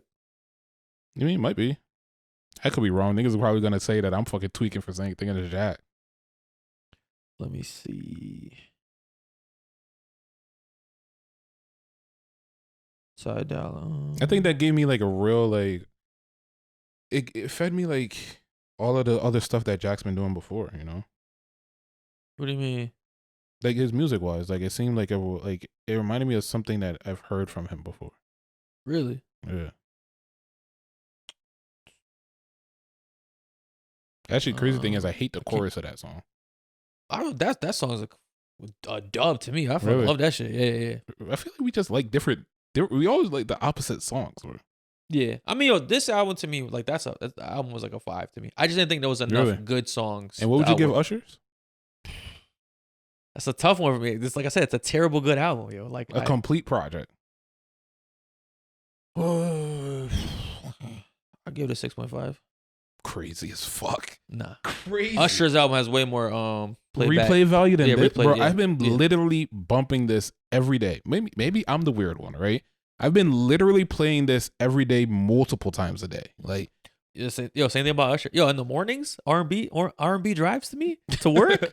I guess, bro. I be getting work bricked up. That's crazy. I'm ready. Nah, bro. I think yes, Kanye's album wasn't like, it wasn't a complete package, right? It wasn't like a album where it's like, okay, this reminds me of the old Kanye. But I think this album was like, he did a good job at like making, it didn't mesh well.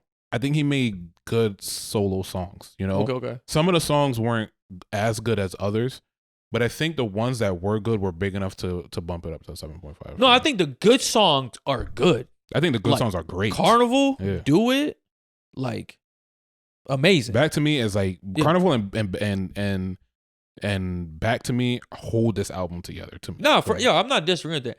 I think there's just so much other shit that to me it's like I'm never gonna listen to this again. Okay. So that to me is like, all right, like, you know what I mean? It's like, it's okay. Like, I mean, Right. like the overall project is okay, but the songs that hit. Listen to it again. I'm gonna listen to the Usher one again. Listen to this. I mean, I'm on my second listen. Yeah, I'm on my like 15th. You're not 13th. No, you're not. Bro, I guarantee. I wish I could show you how many times I played this song, bro. I literally have played it every day. You're talking about Vultures. Yeah, dude. I'm talking about Usher. Oh, like, no. There's no way you give it that. Oh, no. I listened to Usher one time. Okay. Yeah, for sure. Just see, I'm telling you. I'm gonna give Usher's a one more try. Skip. After you start on Stone Cold Freak, start there and just go up. Okay. I'm gonna give it one more try. We'll give Vultures another shot. All right. Okay. I mean, I'm not. It's not, like I said, it's not terrible to me. It's like the house music to me kind of vibe is okay. Like I can fuck with it, but it's not a regular listening thing to me. That's why. I just like, if I'm out and they start bumping this shit, I'm in there, but you know what I'm saying? Like, hey. That's crazy, bro. I honestly, this has been my usually. So it's a very abstract album to me. So for me, when I since I've been driving, bro, I put on a song, and first things first, Apple's Music's queue list is absolutely garbage, right? Okay. It plays the same queue songs over and over and over again.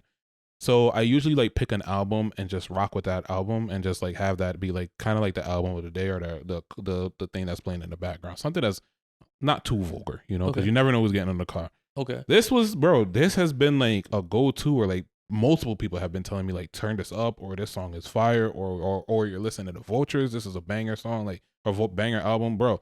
There's been, I think this is one of the albums where like most is either this or old school R&B, which gets the most comments in the car. So I could tell like people are really fucking with this album, bro. People are fucking with the vibes. All right. Yeah. People are really fucking. I mean, if they're fucking with it, yeah. I mean, I think it did like I think 150 units first week. Really? Yo, you know what's weird too? It didn't happen to me, but you see a lot of people complaining that the album kept getting pulled. Yeah, I saw a post saying that the album was getting pulled off of Spotify off of Apple Music, right? But then last night I tried to play Carnival and it wouldn't work for me. Oh, really? Yeah, it said like song not available or some shit. So then I had to search the song up separately, and then it was there like in a like completely separate like. Yo, something weird was going on. I mean, yo, for me, anytime I listened to it, it was there, no issues. Mm-hmm. But I mean, I guess sometimes this is why like you're better off actually buying the music so you could get access to it. That would never happen.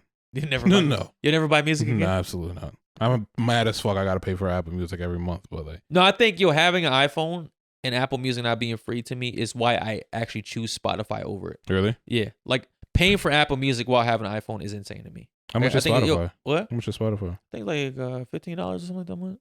That's crazy. Apple Music is like $10, if that. Oh, all right, good for y'all.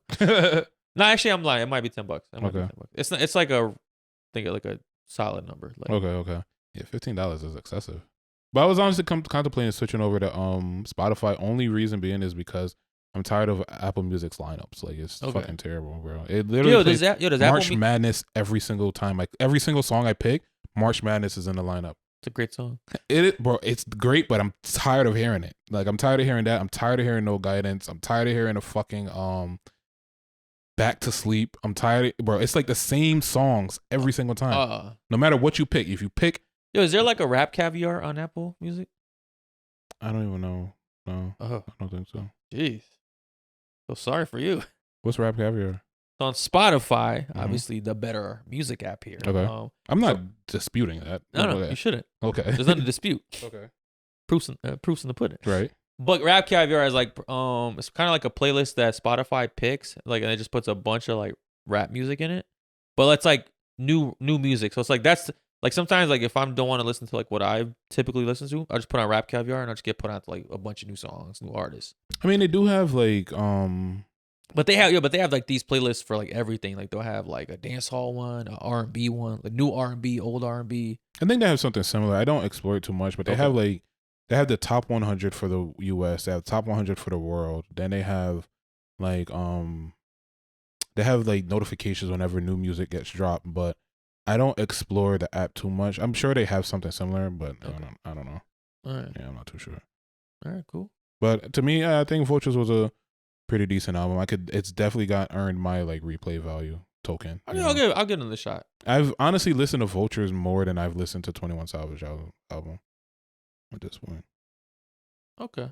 Yeah. I think I like 21 Savage album. But I'll be honest with you. I think so far 2024 is off to a better music start than 2023 to me. I 21 Savage I think solid. Usher to me solid. Vultures, I mean, like I said, it's not the best, but I think solid. Like the songs on it are good. I feel like last year, like the albums just didn't have anything for me. Right. Like, you know what I mean? Like you just play a whole album 3 times, it's like I can't get anything out of this. You know what I mean? At least like even like sometimes the album's bad, but it's like when you get that one song in there that you just really fuck with, like it's like all right, like I got something out of it. I got value out of this. Yeah, you know what I realized too? I was thinking about it the other day. I'm like, why is it music isn't connecting with me so much right now? I think it's just like the wrong era of music right now. You know, so. I feel like what's the stages of love? What would you say the stages of love are? I mean, it's obviously the beginning, like falling in love, right? Being in love, falling out of love, like that postpartum depression. You know, after like the breakup, like learning how to deal with like and then like finally moving on. Okay. So I feel like music kind of followed that same pattern, like the era, like trend wise. Okay. So I feel like when would you say the falling in love era was? Oh, music wise? Musically. I mean like just an era. Date ranges. like it could range. Yeah. Maybe like I mean, I don't know, man. This is tough. Like I feel like because R&B hasn't really like you talking about just in general music or just R&B? Overall music. I feel like music had such a good run from like 2008 to like 2021.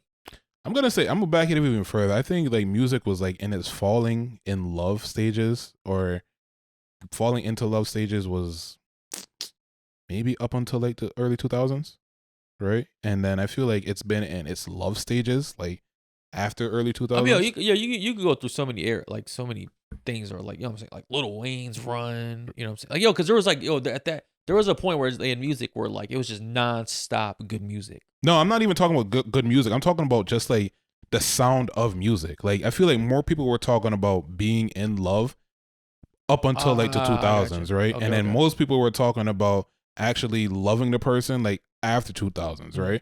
And I feel like around like 2010 is where everybody was like going through like a heartbreak. You had fucking Chris Brown's Deuces. You had fucking Trey Songz, what's that song? The Pain, Passion, and whatever, the album Pain, Passion, and whatever album he got. Yeah, Pain, Passion, Pleasure album. You have like a lot of people talking about like heartbreak and like breaking up, and then like right now I feel like everybody's in their like fuck bitches mode. You know, like no one's really like yeah, even from female artists, you know, it's like fuck dudes. Exactly, like everyone is in their heartbreak mode. You know, I mean, there isn't like a staple R&B artist out right now that's like a new school taking over type of thing. You know Jacquees? No, Jacquees. The king of R&B. Yo, I like Jacquees, but he's not it. You know what I mean? Right. Like he's a good like filler. Like you know what I'm saying, he's like a over here type of R&B singer.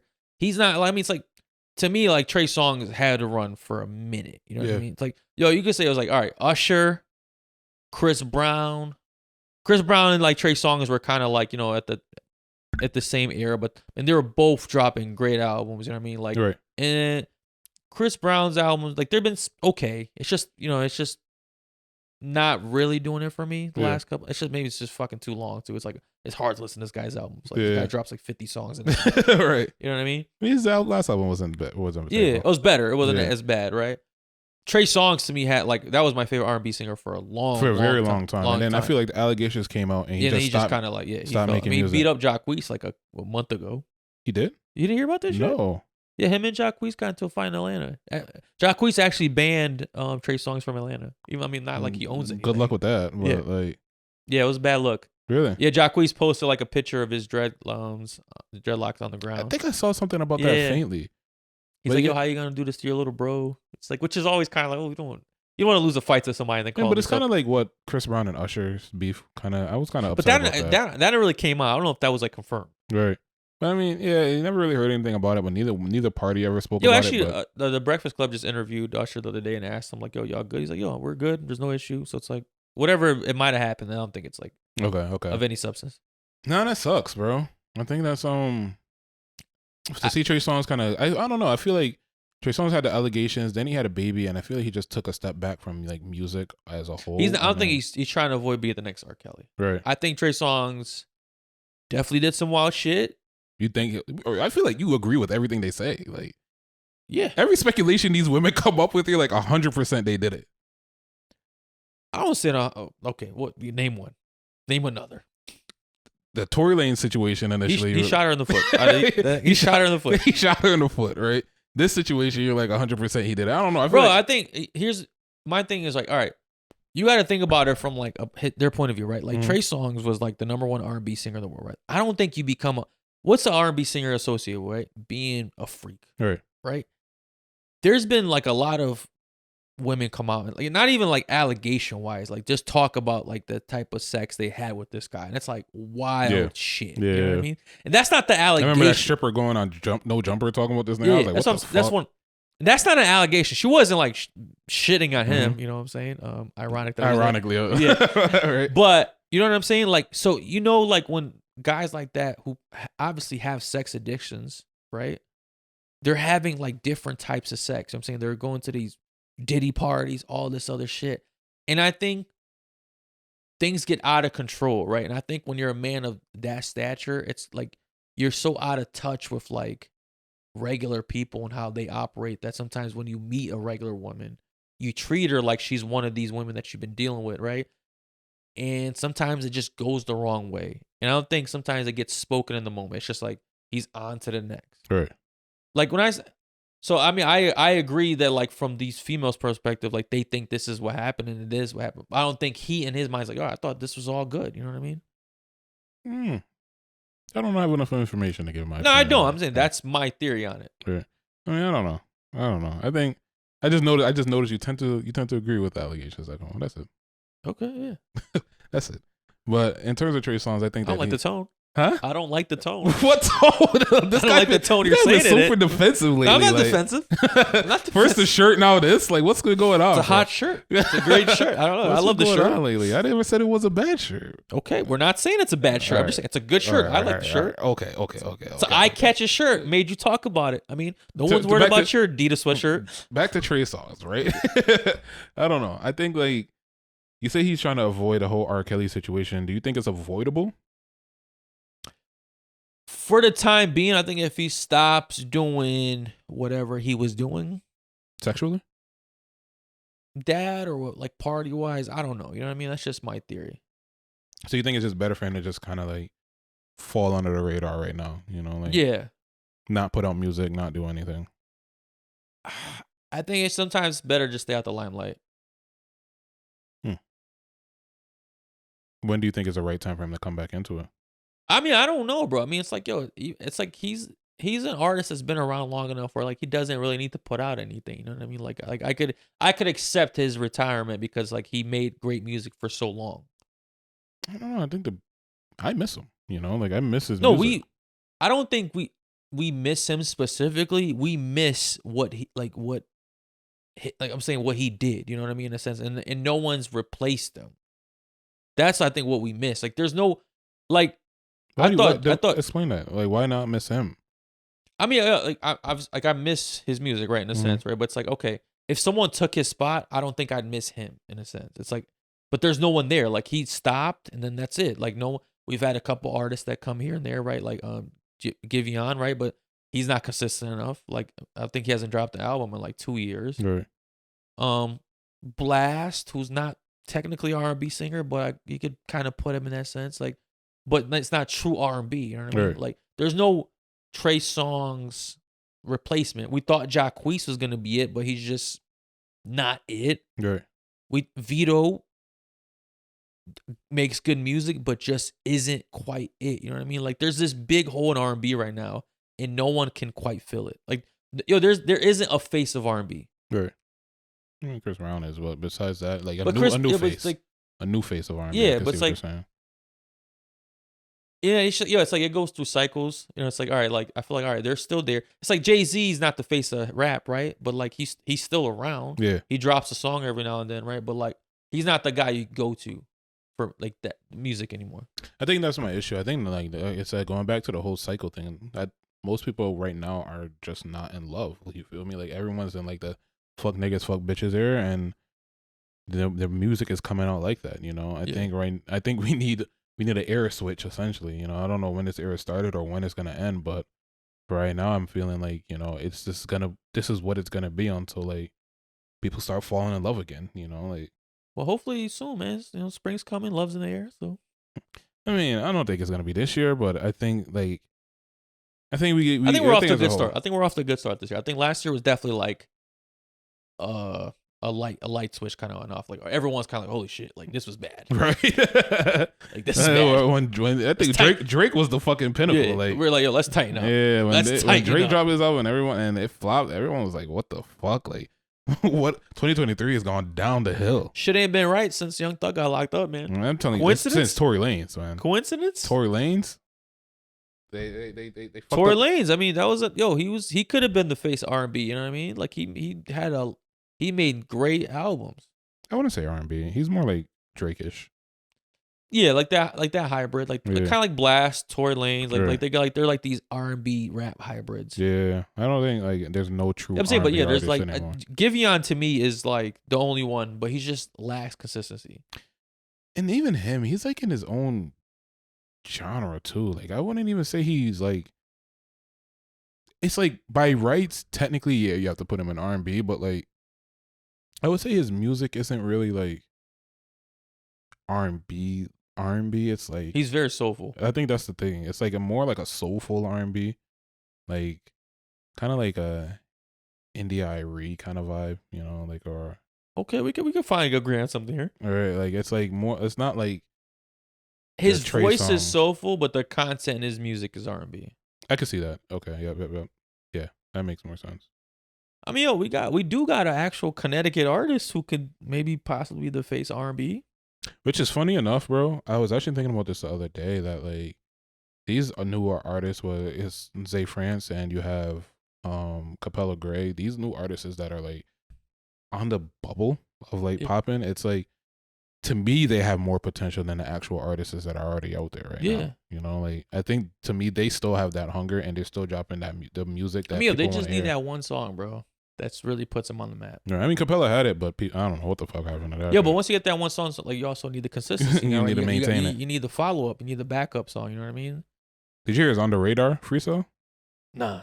Listen, it's a good listen. Check it out.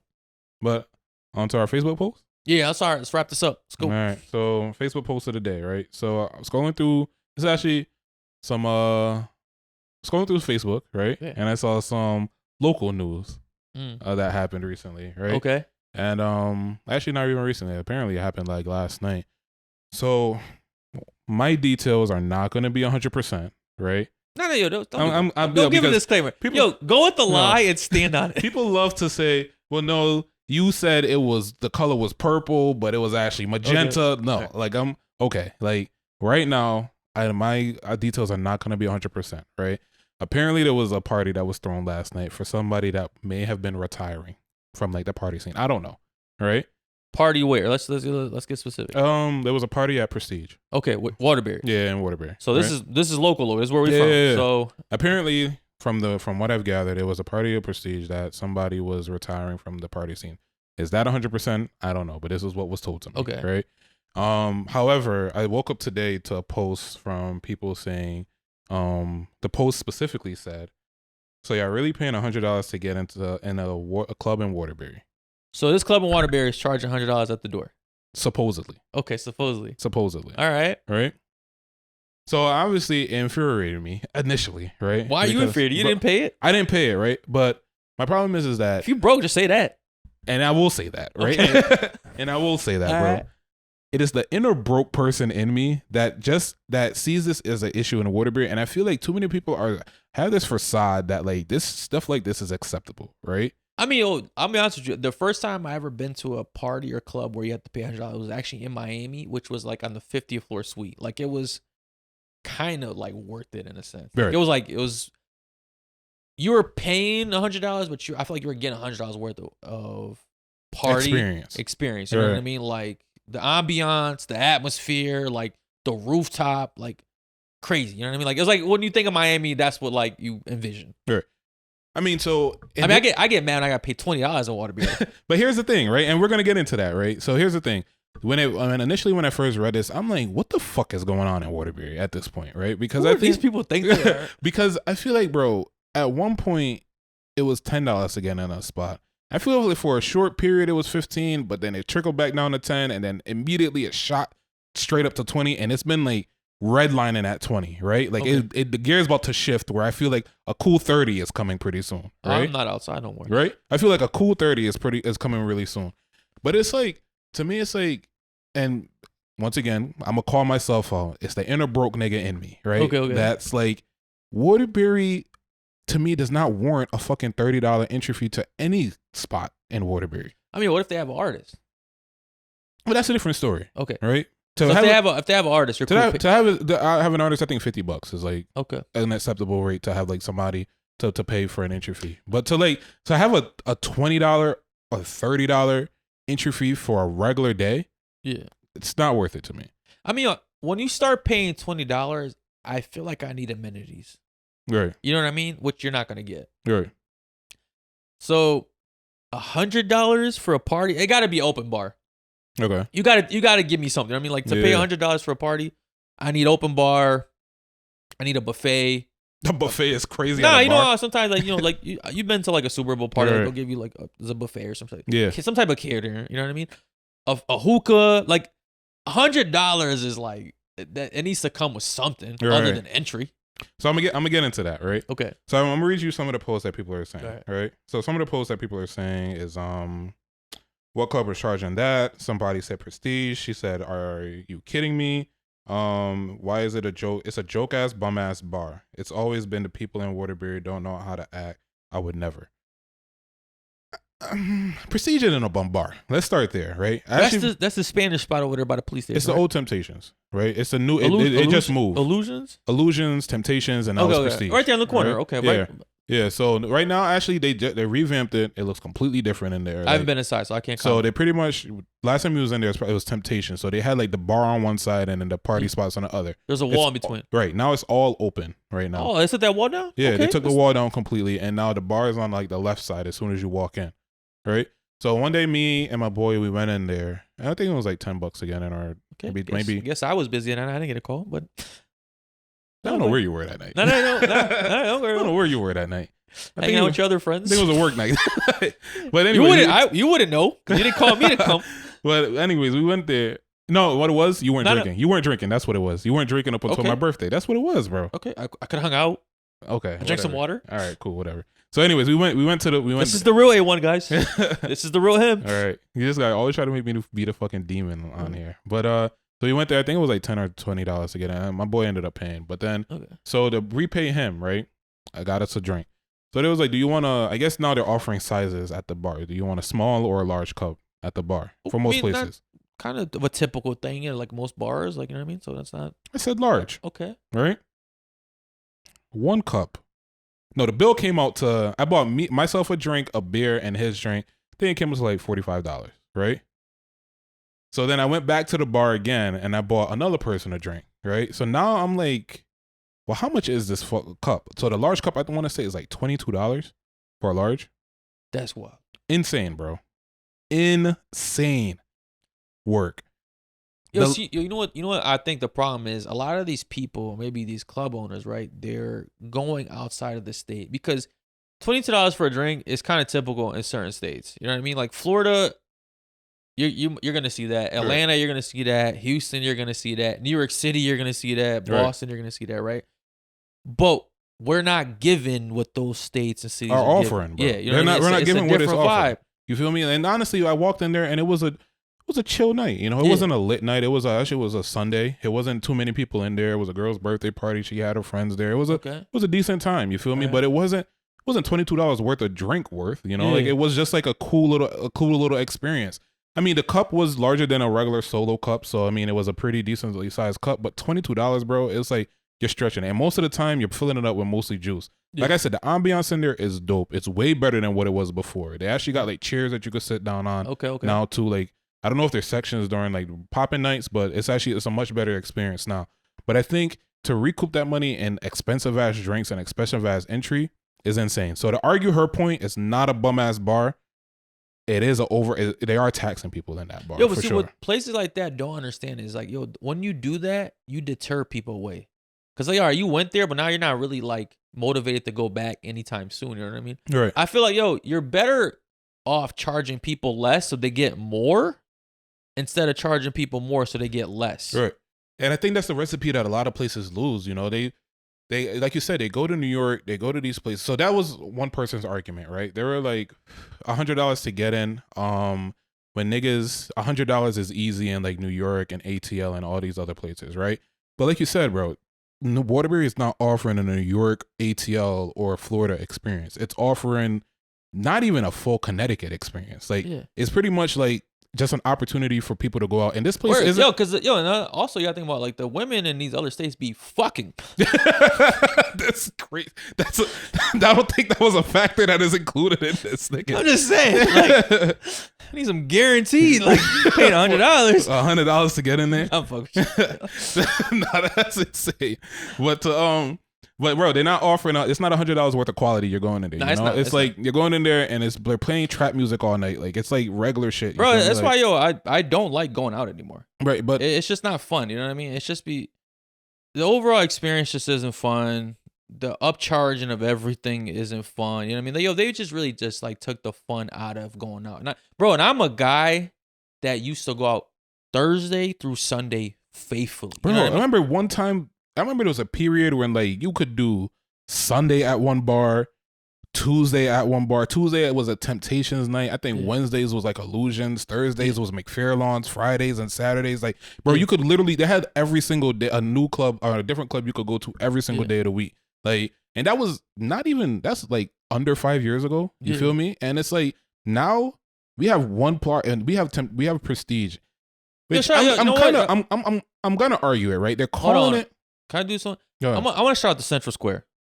Shout out to Central Square. Yo, because y'all still have the essence of like reality. Because it's like, yo, I haven't been in there where there's been a cover charge. I think the drinks are fairly priced. I mean, it's a smaller spot. Right. You do feel cramped in there when there's like it's more people in there. Yeah. But honestly, the owners, I fuck with them. It's a good vibe. I think it's a reasonable place run by reasonable people. Right. It's like their understanding of the market. You know, it's not a bar that's trying to have a facade as a club. Yeah. And I think that's what a lot of these places are mistaken by. You know, they hire security and then they want to start slapping the club fees on top of it. And it's like, no, you're a bar. And I understand the nature of Waterbury and you want to make sure your customers are safe and all of that, but include that charge in maybe the drinks or something else. But to charge to get inside of a bar is kind of crazy. You know, bars are typically free to walk into. Bro, and I travel. Right. Like I go to bars everywhere, right?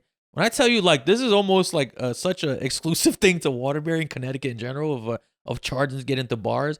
And it's insane because, like, the experience is, like, not as good. Right. I mean, bro, like I said, we've been Mardi Gras in New Orleans. You feel like you're going like 30 bars for free. For free, bro. And when they charge you a cover charge, it's $5 and we're like, these niggas is wild. Yeah. Yo, you know what, bro? It's like, all right, if you're gonna do a cover charge, do $5. Right. $5. If I could $5, I'm like, all right. It's like a slight annoyance. $10, I'm kind of like, you're kind of pushing me. You know what I mean? 15, I don't even like it. Right. 15, I don't like it at all. I don't care for it. The no zone. Yeah, like 15 is like, get fuck out of here. Right. 20, bro, like somebody famous in here? Bro, $20 is like a custom now. Like I went to this other spot, this new spot. Most people don't even make $20 an hour. Bro, that's what I'm saying, nigga. Like you're paying more than you make an hour to get inside of a club. It's crazy as fuck, my nigga. It's crazy as fuck, bro. Like, and like I'm telling you, it's become so accustomed. And it's one person specifically. If I see her there, I know for a fact, bro, it's a $20 charge. So anytime this person's promoting a party there? No, this is whenever they're there. Like whenever they got the door, whatever the fuck. It's $20 every single fucking time, bro. And it's like, I don't understand what is the name. I don't know the person's name, to be honest with you. I just know the face. We need this person gone. I just know the face. Whenever I see them at the door, I'm like, yo, this is about to be some bullshit every single time. And it's like, here's my problem is like Waterbury does not have a club scene, right? So they try to mask our bars as like clubs. So they charge for McFarlane's to get into, crazy as fuck. They charge for what's that other spot? They charge for the new spot down here, the Spanish spot, crazy as fuck. They charge for Tropics is a if or a miss, right? Because it's technically still open. Not no more, right? But it was an if or a miss. It was $20. They were the one that started this whole $20 trend shit, right? Because it's like it's a lounge. So should you get charged for a lounge to go inside of a lounge? A lounge is fair. You think $20 is fair? I don't think anything in Waterbury should be $20, bro. Like, I don't think anything should be $20. I think 10 should be kind of like the max. Right. 5 should be a standard. I'm cool to 5. You know what I mean? But if you're a bar, be a bar. 5 in 2024 is kind of pushing it, I will say. Huh? 5 in 2024 is kind of pushing it, I will say. Not enough? I think it's either 10 or nothing. Like, there's no in between there. Bro, you could say it's kind of pushing it, but it's like, yo, do you want people there? Do you want your spot packed? Right? People are going through financial issues right now, even though no one's acting like it. Everybody's outside. But it's like, yo, don't give someone the reason not to go inside. Right, they go inside, they're not drunk enough, they fucking start fighting, and then you got to kick everybody out and shut down the fucking party. Yeah. Like, it's the same recipe every single time, and it's like, you can't even go out and have fun because it's like, you got to pay $20 to get in, and then you're charging $20 or $15 for a drink. Insanity to me, bro. Insanity, right? I think, okay, for Tropics to charge $20, I think they should have a charge. I think it should have been 10, but they were charging 20 before. But I think we have a bar scene in Waterbury, and I think the thing that's hurting Waterbury's party scene is these fucking charges, bro. And the bars aren't bad.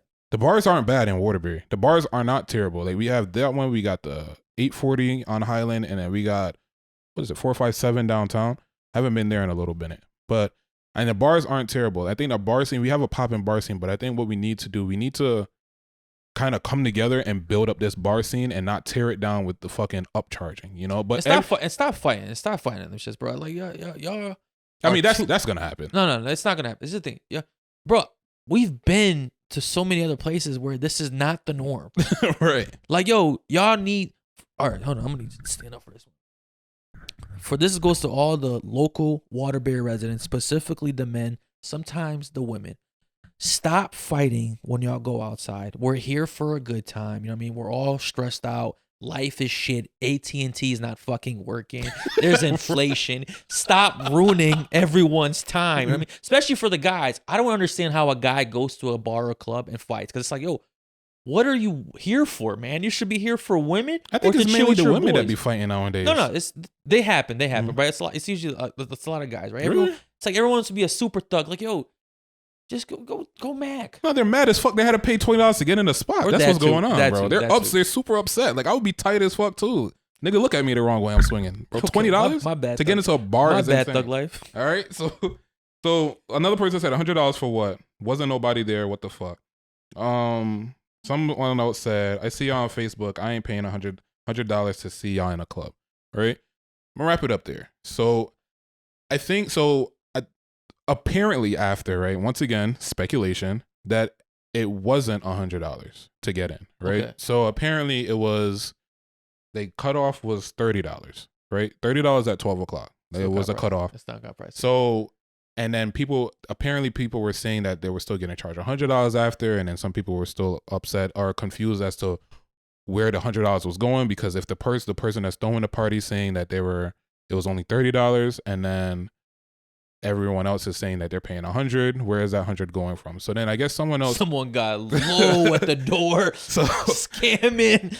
So I guess after it was all said and done, there was some miscommunication. Apparently some people are saying that it was a DJ that said pretty soon we're gonna have to start charging $100 at the door to get in, or something like that, and people took that and run with it. Which again, I wasn't there. I didn't pay the $100. I'm just speculating at this point, but nonetheless, it does warrant a conversation for the bar scene in Waterbury and the party scene in Waterbury. I think Waterbury has so much potential to bring back that club vibe, you know, the club vibe from like 10, 15 years ago. And I think right now, the way that everything is going, we're just going to ruin the Waterbury club scene overall, you know? And if we're going to start driving people into other towns, into other places, and start spending money at other places, and we're wondering why. And they all got to get shut down. Yeah, and we're wondering why businesses are closing, you know? Like, we're wondering why things can't stay open and why people don't support Waterbury people is because we rape our own people. You feel me? We upcharge our own people. You could walk into almost every spot downtown New Haven on a packed fucking night and not pay anything, you know? Like, almost every spot. Sometimes they pay, sometimes they don't. I mean, some people say that they get charged. Sometimes they say they don't get charged, but I think that's one difference between black folk and white folk. Like you don't get charged mainly at these white bars. I think at these black bars, they think they're fucking New York, and they think they're in Atlanta where they could charge $100 or $50 or $20 to get in a spot, and it's like we're not that. We're nowhere near. Yo, stay in our lane, yo. Stay in our lane. Exactly. Respectfully, humbly. Especially when the city don't have the backing for it. Not yet. Not yet. All right, man. I think we'll end it on that. Yeah, we'll end it there. So I hope y'all get it together. Hope y'all enjoyed the episode. As always, drop a like, drop a comment. Make sure you hit that sub button, and we'll see y'all next episode. Later. Peace.